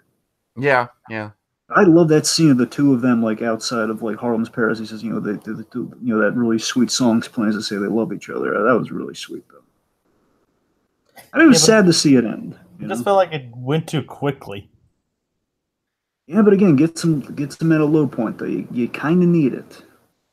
Right. I mean, I understand that, but it even felt it just didn't feel as natural as it did, as they tried to present it. Okay, so on a more positive note, Shades and Comanche. Comanche. I apologize. Darius. Yes, Darius. I don't have a ton to say about this, but I will say it's cool to see like the whole the loyalty of friendship versus the allure of power put into play. I love that we took these two characters who were like, they're in the Luke Cage backstory, like the two guys that beat him up in prison. We did so much with them, and it's such a simple thing. I'm so glad that we got Comanche in this season, because that was like a fear I had of like, we're just gonna have like a little cameo of him in the prison, but we'll have Shades out, but we'll never see Comanche. But oh no, they make sure we see Comanche. I thought they had great backstory. I love when they're telling each other stories. Like basically, the big scene we got to talk about, the death scene. Of course. So I mean, the death. I mean, it was such a tragic scene. I love that Shades, because the idea these two are lifelong friends. I love we just took two characters that constantly worked together and made them lifelong friends. The idea is like they grew up in Harlem. They ran with Romeo. Basically, the father of Zip, the guy who got killed in the. That's not important. The point is, we had like this little gang like we had with Pop Cottonmouth and Wilfredo Chico Diaz. We had those like that kind of group in Harlem, and this was Shade's version of that. And it's just it's disintegrated, and they have this great backstory. He stole sunglasses for him, and that kind of cemented their friendship. He stole for him, and he was the underprivileged kid and the underprivileged friend in Harlem. They'd steal hot dogs from Coney Island, like all this. We got a great backstory with these two, and you saw that connection. Mm-hmm. And the idea is, so do you think there's a romance there? No, I don't. I think it's because here's the deal. Like I definitely have a love for my male friends, and I feel like that's where Shades is coming from with it. I bring it up because Mariah made fun of this during the season. She kind of called him out on this, and I wonder. My read on it was that, again, you don't need it, but if there were, it's like they call it the college years when you go off the Seagate, you go off the prison. So like in the college years, they can basically, these are two friends who grew up together and they shared a bond, and basically it's kind of the prison kind of loneliness of prison may have kind of got them together. Basically, which more importantly, less of what that was, more so what that represented, like the deepest connection two people could have together, which of course ultimately leads to a great tension with Mariah, where Shades is kind of torn between his buddy Comanche, who he trusts implicitly for decades, and Mariah. And unfortunately for Shades, both people betray him. And that's the tragedy of Comanche. You know, he broke the cardinal rule, and again, his friend had to kill him. But I love the idea that Shades' undoing was the fact that he put his friend out of his misery, out of the love that he had for his friend. You know, he couldn't let him suffer because he had him hit with a gut shot, and they were talking, and he basically shot him in the head to kind of, you know, it was a tragedy. I love that, you know, Shades knew his mom and everything. Shades knew Darius's mom and was willing to take care of her, and I felt bad for Shades. Yeah, and once his mom found out, she just spat in his face. Yeah. All right, moving on. Let's get to which quite frankly, nobody really blames her. Okay, so let's get to the father and son dynamic. So I like the religious symbolism this season with Luke, where again the sin of pride, again kind of making God bleed, kind of the Iron Man 2 parallel, if you will. I mean, I like that he hates initially. You know, he hates that his son is seen as like a God symbol, like a bulletproof, a black man. You know, the Jesus Lazarus. Essentially, that's kind of what he sees his son as. That's what he hates that people see his son as. And again, what we do with this through the season that I liked is that we show that Luke is. Again, it's Luke the ideal versus Luke the flawed man, and again, his father knows that he's a flawed man because he caused the flaws in the first place, and he's calling that out. That no, he's not. You know, he's not a god. He's my son, and it's kind of such an interesting position to be in. And he betrayed Luke in such horrible ways. Like, what do you guys think about what we did with Lucas, Reverend James Lucas? I thought it was good. I do think the art. My one problem is I feel like it was paced a little weirdly. Everything about it was fine. It was just kind of like I feel like we drew it out a little too much, and then once it was over, it was just kind of like immediately over without. I don't know. I mean, Jacob, do you have anything you'd like to weigh in? I mean, it pretty much lasted for the first 9 episodes. Like it's pretty much that's pretty much the last time we saw Reverend. That's what I'm saying. That's kind of the issue I have with it, is that he just kind of like drops off the board out of nowhere. And unfortunately, we won't be able to see him anymore because of the death of his actor. Yeah, poor Reggie Cathy. Man, that guy's a good actor, but he was great, and he was wonderful in House of Cards, by the way. If anyone's ever seen that, like, if he's in the first 4 seasons of House of Cards, he's fantastic. Let me see. What was I? Oh, yeah. So, I mean, I love where the conflict's coming from, where, again, like, he's basically answering for the events of season 1. And again, like, Luke had to grow up as kind of the perfect miracle child. And honestly, just because his son got into some trouble, and the idea of the whole creation of Will Stryker is that the Reverend, he basically got his son a get out of jail free card by enlisting him in the Marines. And he used his pull as a Reverend. And because of that, you know, that mischievous side that everybody has in their youth, he didn't believe his son when he was framed. And again, like, he did some horrible stuff to him, like, you know, taking his mother away, and he blamed him for the death of his mother, which is very unfair. And again, I love it when Reggie Cathy brings such a great fatherly warmth, like towards the middle of the season, when they kind of get over their issues and they get past their issues. Like, oh my God, he's so adorable. Like, you know, no one tries to shoot my bulletproof baby. Right. Remember, he's just, they're bulletproof. They bounce off me. He says, no one's shooting my baby. That's what I'm saying. So it's adorable, and the idea is like there's like a window for him to return home. That of course now he'll never return home. You know, with Luke, he'll never do that because of the position he's in now. And I thought it was a great note to end the season off on his father, who again shaped Luke's arc this season. Kind of him like giving his warning about power and how it can corrupt people. Yeah. All right. So let's get to the police station stuff with Misty, Redenhauer, Nandy, and Bailey. I just want to go by really quick. Just overall, like, kind of Misty and the cops this season, specifically Redenhauer. Like, Nandy, of course, there's like a history there, like, you know, on the basketball court. Bailey, I love Bailey. I cast him. You know, I remember I cast him as last year. Kind of like a fun comic relief, like stooge kind of character. I love how Bailey's grown, because he was that in the first season. He's just kind of become he's kind of become a detective. He's been inspired by Misty, which is nice. Remember, I cast him in the Pixar biopic. Remember? Oh yeah. Let's see. He's I sorry. I love Ridenhour. What Ridenhour represents is it's having the relationship with the enemy. It's like the enemy of my enemy is my friend. That's kind of what Misty refused to compromise initially, and that's kind of the big sticking point she had with Ridenhour. And ultimately, Ridenhour, again, he was right. And again, the whole season, I mean, even in seeing how it connects to Luke, Luke kind of takes the same course through the season where you have to have a relationship with the enemy and you have to kind of make these compromises. And that's exactly what it's kind of a good thematic tease of where the season's going. What's really interesting though is that even though and they kind of like whenever the Misty like calls him out on it early on, she actually ends up about to do the same thing. Like I can't believe I'm about to do the same thing that Ridenhour is doing, only worse. And I think the only thing I really want to mention with Nandi real quick is I like that Nandi she Misty flirts with the temptation of corruption that Nandi fulfills. Like she fully does that. She succumbs to that temptation. Again, the season again, especially towards the end, is all about succumbing to temptation of kind of the allure of crime in Harlem.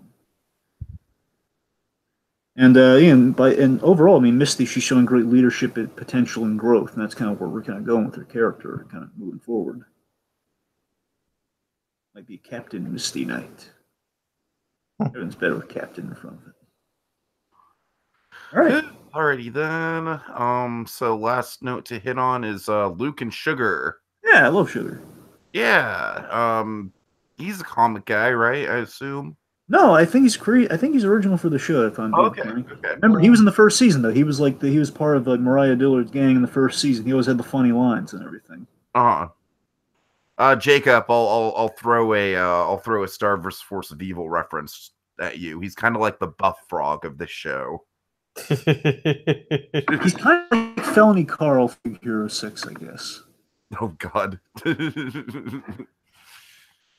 I mean, I'm always a fan of reformed bad guys. They're, the Norringtons of the Pirates of the Caribbean world, and just other characters like that.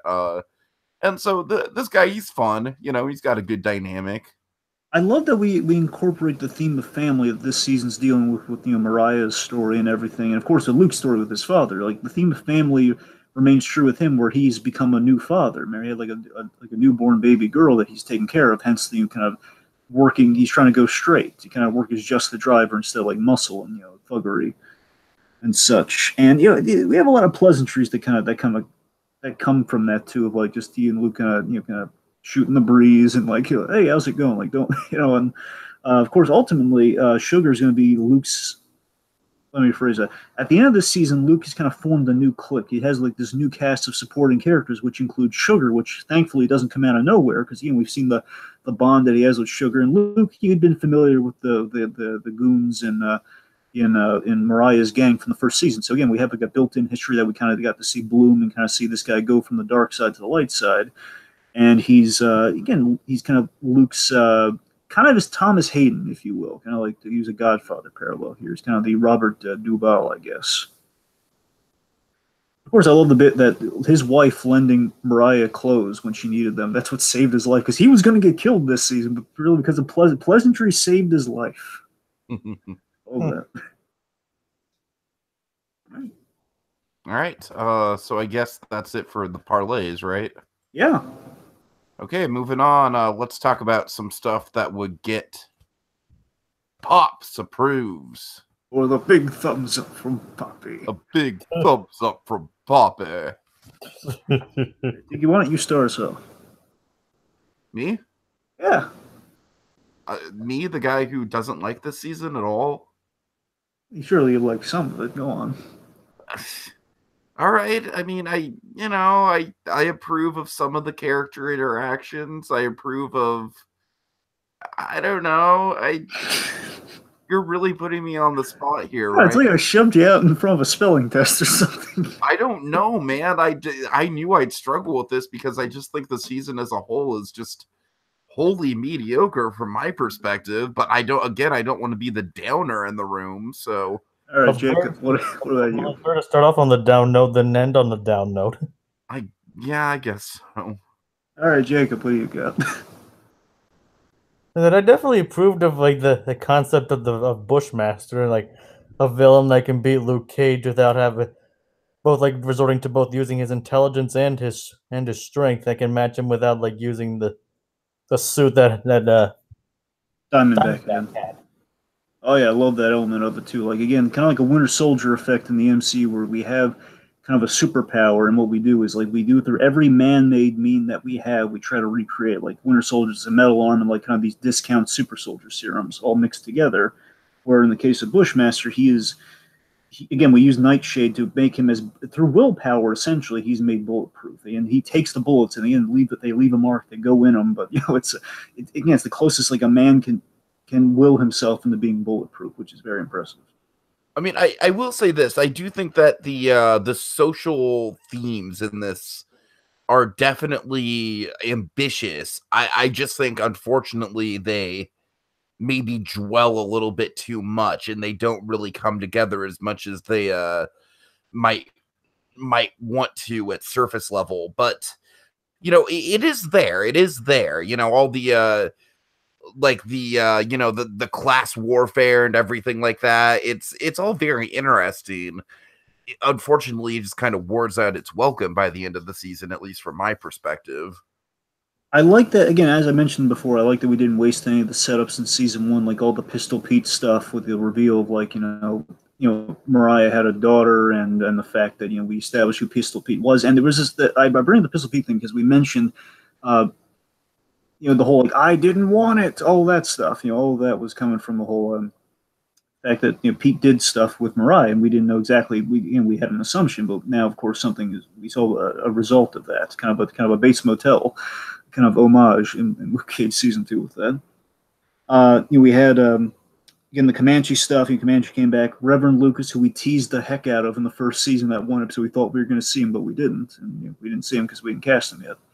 And a lot of Heroes for Hire stuff with Danny Rand. So a lot of stuff came to fruition this season. I continue to love the supporting Harlem characters. Again, Big Ben Donovan specifically, and again, we're legitimizing the old Luke Cage villains like Big Ben Donovan, Cockroach, Piranha Jones. Again, I think we did. There was a great choice to kind of fix Luke Cage's weaknesses with these creative obstacles. Like the first season, we teased this up, and I love that we actually saw it happen this season, where Luke, he has to contend with things that if you have super strength and if you're bulletproof, you're still going to be susceptible to a few drawbacks where, we see eye attacks, like Luke is almost impaled in the eye at one point, which again would have hurt him. As we learned in Jessica Jones, you can operate on this guy. You just got to go through the mouth and go through the eyes and everything to get to him. Suffocate. A guy puts a bag on his head, tries to suffocate him. Like, this is the creative stuff that I wanted to see happen. And Mariah kind of talked about in the first season that we got to see her. He was almost drowned. He was paralyzed. We get a lot of really cool, inventive stuff that happens to Luke this season. Almost Rasputin. Yeah. Let's see. I love. Again, I think we get great momentum. We have some great momentum in seeing how Luke Cage affects Harlem and how he kind of plays sheriff, and again, seeing through DW and other characters how that's affected.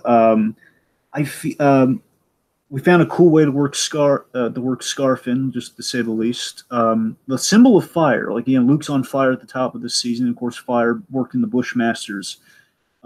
His backstory, the burning of the family alive and his uncle kind of burning to death. Kind of the worst way we've ever killed an Uncle Ben, by the way. Technically. Let's see. Again, I think we have multiple ending syndrome, but I feel the episodes are kind of at their best. I think episodes 1 to 6 that ends with the bridge showdown. Like episodes 1 to 6, that's some good momentum. Again, it's kind of the dense to a fault I'm talking about. We got a lot of plot in those episodes. Yeah. Like episodes 5 and 6, that's like the party scene, then the showdowns. Like that's very much the ends with the showdown where Luke goes into the waters. Episodes 1 to 6 are good, and of course when Danny enters the frame, episodes 11 to 13. I feel those are the sweet spots of the season, if you ask me. Again, very strong performances. The problem with that is that it takes so long to get there. Oh, sure, but again, even like episodes 1 to 6, that's pretty satiating. I feel, but we've been there. Again, I think that's. So again, Soul Brother main ingredient and the creator, and they reminisce over us. Those are the episode titles of like the ones that really kind of stick out. Like basically the Bushmaster, backstory that's done by our guy Steven Zurich, who directed that one. It makes sense because he's the big flashback guy, and the Iron Fist episode was I believe the creator episode. I think that's sorry, I'm drifting off here. Okay, the ending's very gutsy. Like that ending, that was a hard sell. I feel for a lot of people. The ending of like Luke Cage kind of going bad, man. It's like taking your hero and kind of setting him down the path of he might become a villain. That's an ending no one would ever see coming. I thought it was a gutsy ending. And I guess the last one I got here is I love that they fixed Iron Fist by Luke Cage. Yeah. Like I said, when Iron Fist himself, when Danny Rand is probably the most entertaining thing about your season. I don't know if that says something good about your show or something bad about, the season as a whole. I don't know. Okay. All right, moving on. Let's talk about the moments that make us go, Sweet Christmas. Sweet Christmas. Sweet Christmas. All right. Kind of taking it in vaguely chronological order. So, Dragon, I believe you're up first. Sure. So let me see if I'm narrowing down to 2 moments here. The way we start the season with a bang in a very literal sense here. Basically, Luke is going to blown up and he's going to lit on fire and everything. And after that, DW is on the scene, and he's basically this thing you've seen in the trailers. But my God, it was like a perfect note to end. Like essentially.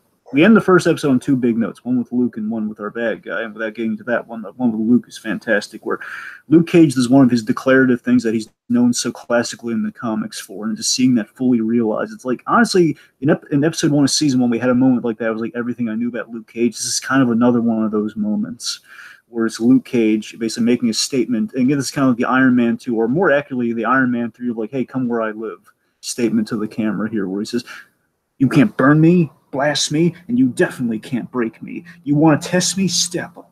I'm right here.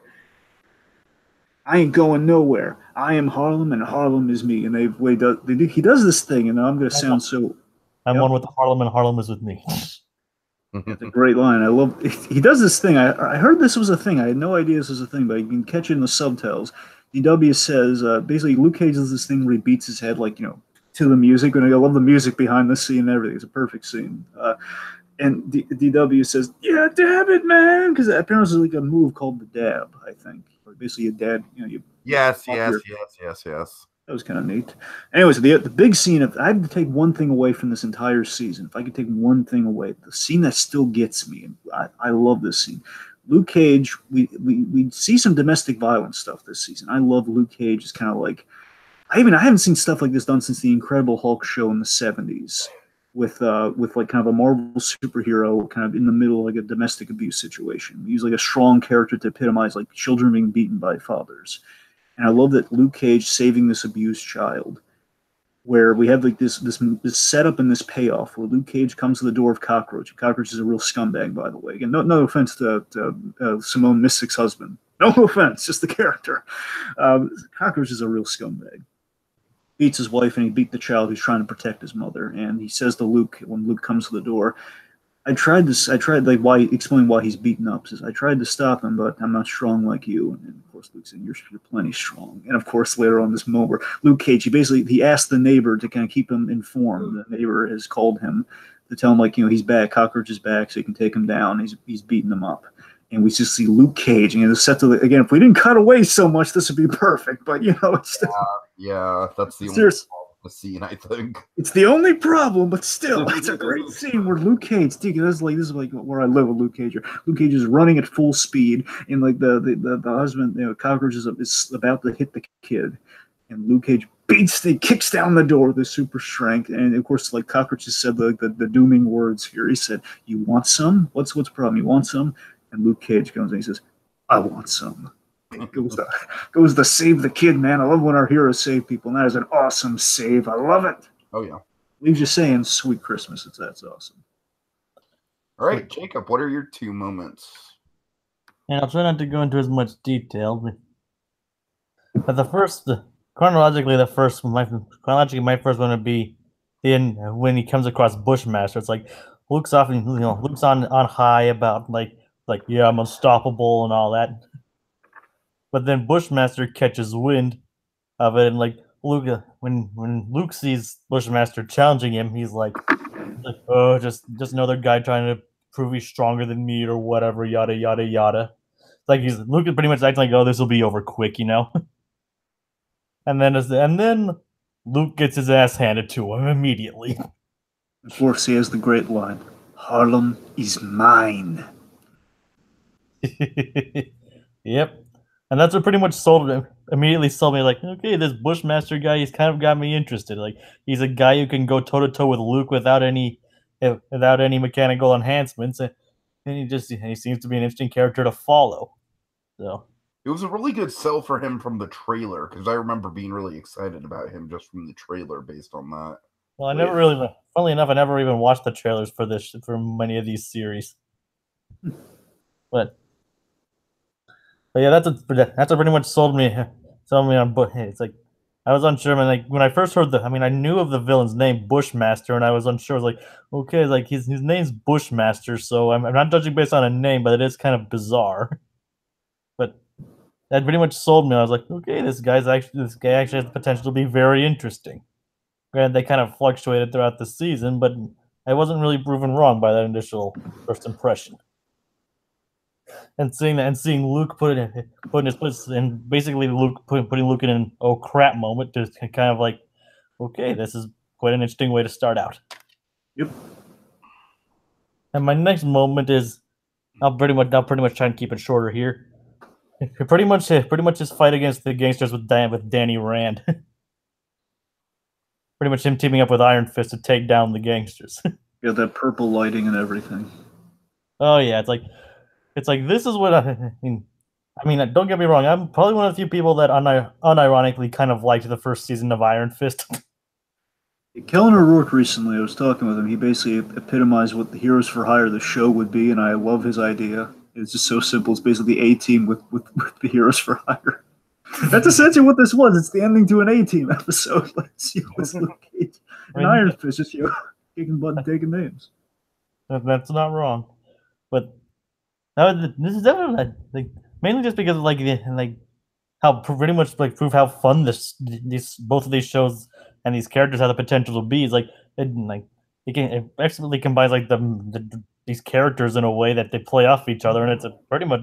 If I could add the entire episode, I would. But if I had to choose just one, it'd either be this or probably even some of the scenes where they're just talking in the diners and stuff. 2 words: patty cake.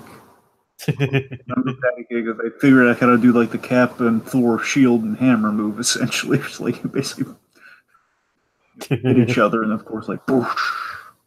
Basically the entire day. Basically, I guess if I could just subtly change basically be the entire the dynamic of Iron Fist and Luke Cage in the episode that Danny appears in. Yeah. Okay, so my first moment, we all know that the Marvel Netflix villains have a tendency to kind of come out the gate with a very strong kind of act of violence. If only we could have a car door scene in 2. Yeah, specifically we have the car door scene with Wilson Fisk, and then we have the throwing the guy off the building with Cottonmouth. But I honestly think this doesn't top the Wilson Fisk scene in terms of memorability, because of course with Wilson Fisk we have that great "you embarrassed me in front of her." But I will say this is probably the most violent thing that has ever happened in an MCU show. I agree with you. I think it might be. Again, bear in mind, we like People on Fire later on, but this looks a lot better than that one. Dragon, it's been a while since I've seen it, so if you can kind of set it up, I can describe the violent act. Well, essentially, Bushmaster, he's taking, I think it's the Yardies territory. He's taking the previous Jamaican, Jamaican mob that's in New York. It's in Brooklyn. And he goes there and they recognize him and basically says, I want your mob. And he says no. And Bushmaster, he has to take control of it. So again, he can have men to go after, the Stokes family and everything throughout the season. And they shoot him afterwards. But before that, basically he initiates the fight that leads to the iconic shooting him, and of course he's bulletproof moment. But what does he do to assert his dominance and take out the head of the Yardies, take out the head of the crime? He stabs the guy in the eye, then slashes across his face into the other eye. Pretty much. I gotta tell you, I was so shocked by that move. Like, oh my, because I knew he was gonna stab. I didn't like, oh my god. Yeah, that's pretty much the other thing that cemented Bushmaster. Yeah, for sure. Bushmaster's a sick puppy because he's stabbing people in the eyes, and then of course he's decapitating people. And he's putting them in piranha. Like, what's with the irony? Putting them in the piranha tank. Come on. All right. Okay, and then Dragon, help me out here. What episode is the scarf episode? God, that's the thing. I mean, I'm trying to remember when exactly it is, but I mean, I know what happens in that moment. I'm just trying to. Okay, well, the scarf episode is my favorite episode of the season. It's freaking beautiful, and basically all the scarf flashbacks are among my favorite moments of the season. Specifically the end point, but I really love the stuff that gets us there too. I really love the whole, the bit where he plants the evidence. Right. Like the whole sorry, I forget. It's episode 5 or 6. I think it's 5. Yeah, 5 or 6.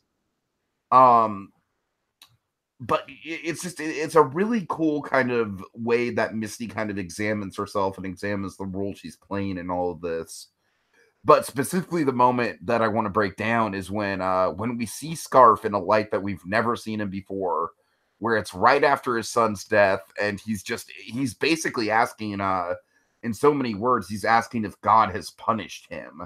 Just to remind folks, his son shot himself with Scarf's gun by accident as a young kid. And, it's like so many emotions are going through his head, there's kind of like, it's all guilt, man. It's all guilt, like the guilt about leaving the gun out, the guilt about how stupid he was that the gun was loaded. But then on a more subtle and powerful level, the guilt of like, what have I done? Is this punishment? Is this payback for me being the man that I am? And Misty has this heartbreaking scene with him where it's like, she doesn't know at this point the depths of which he's corrupted himself. And so she's like, Rafe, you're a good man and a good cop, and this had nothing to do with you. This was just a freak accident. And I just, oh my God, it's so haunting the way that he just is absolutely overcome with grief, and we know where it's going to end up. We know that this guy is not going to get away scot-free.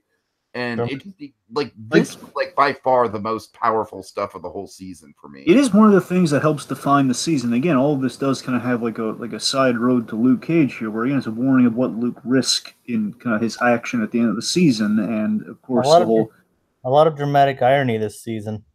Yes, right. But again, Frank Whaley, take it absolutely. Frank Whaley's. I love that actor when he shows up and he earns that paycheck, buddy boy. You better believe it. Yeah, I mean, I was a huge fan of Scar from season 1. Although, granted, as big of a fan I was of him, I do think his death thematically came at the perfect point in season 1. So, I can't complain that he died, even though I did want more of him. But here, it's just, my God, we get a cherry on top with his performance. Yeah. All right. Okay, guys, light at the end of the tunnel here. Light at the end of the tunnel. Let's go to Connect the Bullet Holes, where we talk about how this show connects to the rest of the Marvel MCU stuff. Right. Okay, so this is kind of the Easter egg hunt, if you will, folks. Okay, so we have come from some old favorite characters appear in this season. We got Foggy Nelson.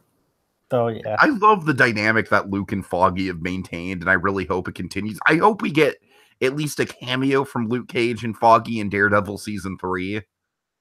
That'd be nice. I gotta tell you, I wouldn't be surprised if in Daredevil season 3 we get all the Defenders showing up in that season, at least in a small cameo. That's all I really like from him, honestly. I don't want him to take over the season, but it'd be nice. Especially Foggy at the very least with Luke Cage would be the most appropriate. Or at least have him mention Luke or something. Yeah, the only hard sell be Jessica Jones, but and Foggy be like, hey, that guy with the bulletproof skin? Then how do you wait? He doesn't even know Matt's alive at this point. So, let's see. We reference Karen Page, and we have a healthy habit of doing that through all of these shows. By the way, Karen Page is a very consummate reporter, and she knows. Again, she has really good sources. Like we reference any truth to what Karen Page has reported, so she's referenced a lot. Big Ben Donovan, of course, the lawyer of the Kingpin, and just kind of lawyer of everyone who for the Stokes family and Harlem. So again, I love that character. I love whenever he shows up. Let's see. Of course, Power Man, Iron Fist. We hint a lot of hints at Heroes for Hire. That's a biggie. Not to mention the Daughter of the Dragons or whatever they were, Colleen and Of course, Genghis Khan shows up from season 1. Good to see a returning favorite.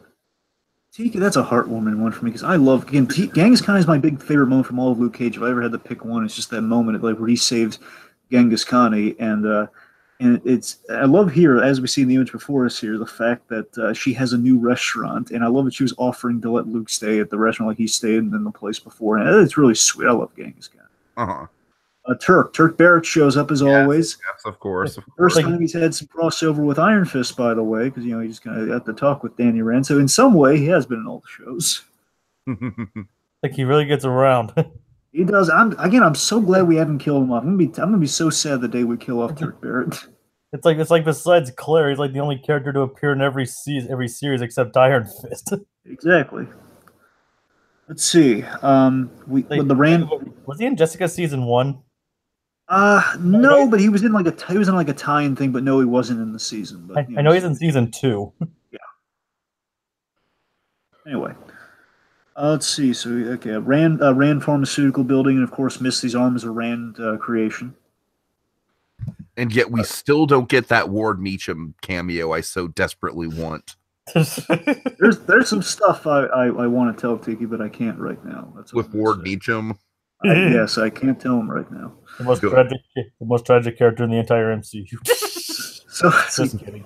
Killed his father twice. So Cockroach. So Cockroach. This is a cool little nod to the comics here. Cockroach had this ridiculous gun. There's like this six-barreled gun, I think, and he has that in Luke Cage. And he basically shoots Luke out the window. That's from the comics.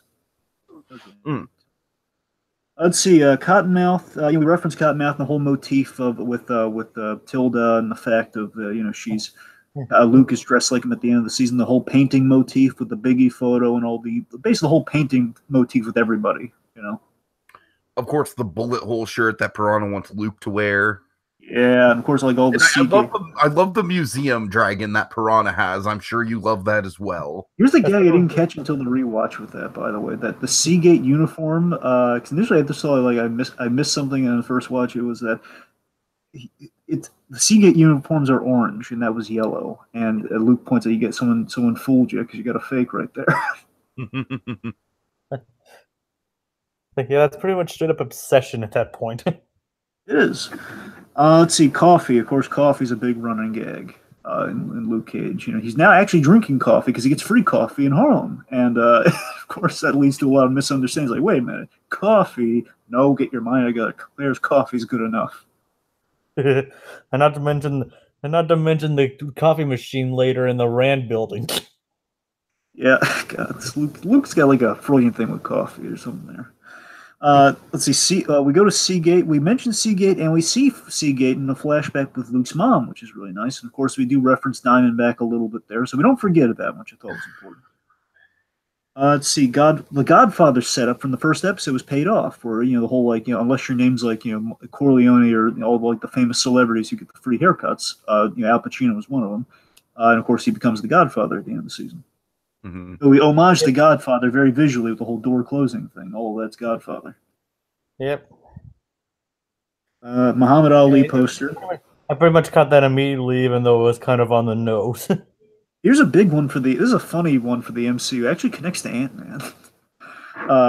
The Titanic. Titanic's really big in the MCU because Luke's father's obsessed with it, and so everybody in Ant-Man, Luis and David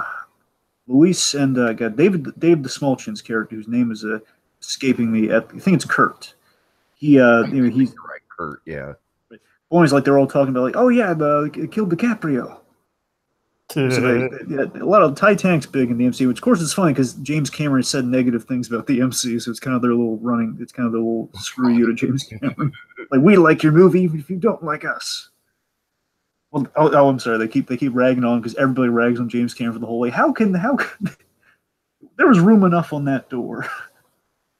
All right, let's see. The always runner, family first, always. Forward, always. We reference.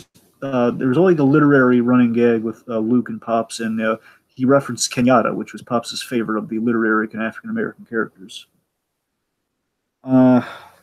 Again, Nightshade, of course, is a reference to Lady Nightshade. Basically, Nightshade, the character she was in the comics and all that stuff. She was a little bit more super villainous in the comic, but here they made a little bit more. The idea she was a scientist, she's smart, and at the end of the season, like we do with Misty at the end of the first season, she has these style. She looks exactly like she does from the comic with big puff balls of hair on the side. That's what Nightshade looks like in the comic. Yeah. Oh, I wasn't going to say anything. Right. We have weapons from the incident. I love this world building here with the weapons from the incident, like the Judas bullets. They're made from the Chitauri metals. You get federal charges. Essentially, it's tantamount to having a nuclear weapon. I love that. Atreus Plastics. Atreus Plastics was the truck that Wilson Fisk escaped at the end of Daredevil season 1. The truck that he escaped his prison transport and went on this truck. Atreus Plastics trucks, which implies that all the explosions that when basically Kingpin blew up this whole block of buildings in Daredevil with Atreus Plastics making plastic explosives. Let me see if there's anything important here. They got the reference to the Wiz with Misty as the Tin Man. Okay. Here's one important one I got to hit here before we end here. Okay, Rosalie Carbone. So the female mob boss at the end. She's going to be in Daredevil season 3, and in the comics, she's a Punisher villain. So this lady might be really important. She brokers a deal with Luke Cage to kind of basically put a lockbox around Harlem. Now, the important thing to take from this is that all the Netflix seasons, especially in their second seasons, have been taking Daredevil characters or Daredevil plot lines, and they've worked those into the seasons. And with Luke Cage, we do the Shadowlands story. We kind of homage the Shadowlands story where Daredevil goes bad. He kind of takes over Hell's Kitchen. So we kind of do that with Luke at the end of the season, where he's kind of the godfather of Harlem, so to speak. And considering that season 3 will be based on Born Again, it's going to take some interesting turns.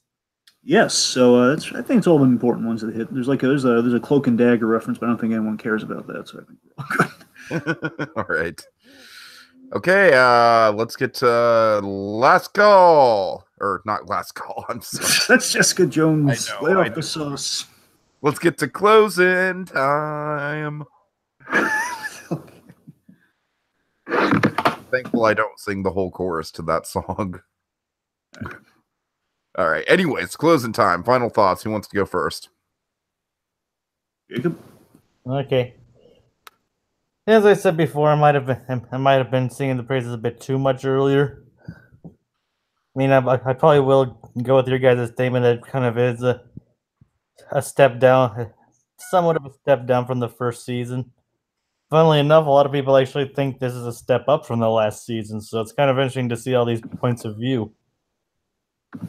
But it definitely leaves some interesting plot lines for season 3, 4, for season 3, so I'm looking forward to seeing where that takes us. Tiki?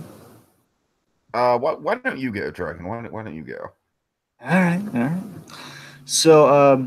So I feel this season again on the whole towards the end here is the final thoughts. I feel this season it's more drawn out, but I think it hits the right notes. So definitely could have benefited from either a shorter season or shorter episodes. Like again, it could have been a long season if only the episodes were like half an hour or something. That's the thing. It could have actually gone for like a full length season if it was like half-hour episodes that ended at the right points. But it's kind of a pro and con from being a dense season. Again, it's really dense in a good way towards the top of it, but again towards the middle that really gets kind of old. It's like okay, well the episode keeps going and keeps ending at multiple places, but again it's more drawn out, hits the right notes.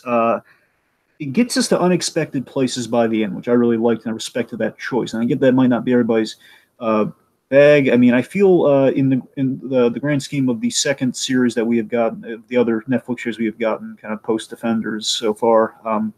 Jessica Jones season 2, I feel is that was the boldest season we got. It's the most daring. Again, it's the most kind of divisive season. Obviously, Punisher's kind of a solid base on like if Netflix is just kind of like manufacturing them out, like I could live with just kind of Punisher caliber shows again with a shorter runtime, but I could live with that. Like if that's what we're getting when they're not trying, I'll take that. I'll be happy to take because again that's still pretty impressive. But where Luke Cage falls in all this, I like it. I like it out of those three. I think I like it best. But I like it best. I think it's probably the best quality out of those three, and I like it more because I think that thematically it does all the stuff where Jessica Jones either kind of wins you over or doesn't on those choices. So it's I don't think a bad season among those three. I just feel Luke Cage season 2 to me is the strongest, and I enjoyed it kind of the most out of those three. But Jessica Jones kind of had a good is a second contender and all that. Personally, I like Jessica Jones season 2 a lot more than this. I'm one of those people that thinks Jessica Jones season 2 is I don't want to dwell on it, but I did enjoy it more. Here it's like I feel like the storytelling is all over the place. Like a lot of storylines that are established in the first episode don't really follow through all the way to the end. Characters just kind of disappear without explanation. Storylines are dropped unceremoniously.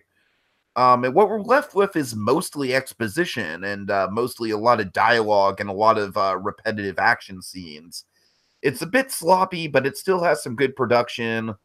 And, it's got some good thematic elements to it, some good performances. But on a whole, I would say it's still definitely the biggest disappointment of the MCU stuff for me.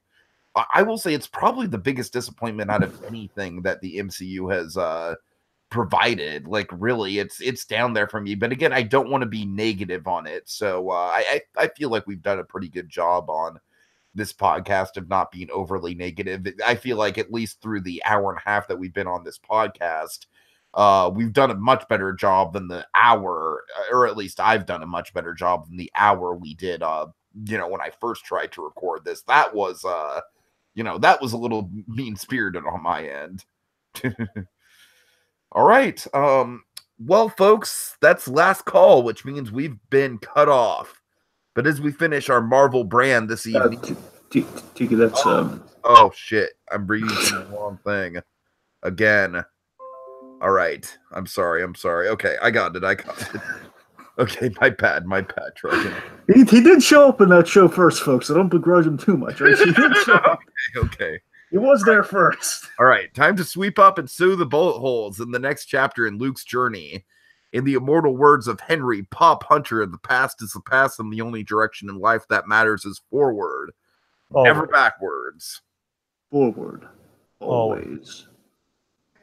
Storks. Mariah Storks. All of is mine.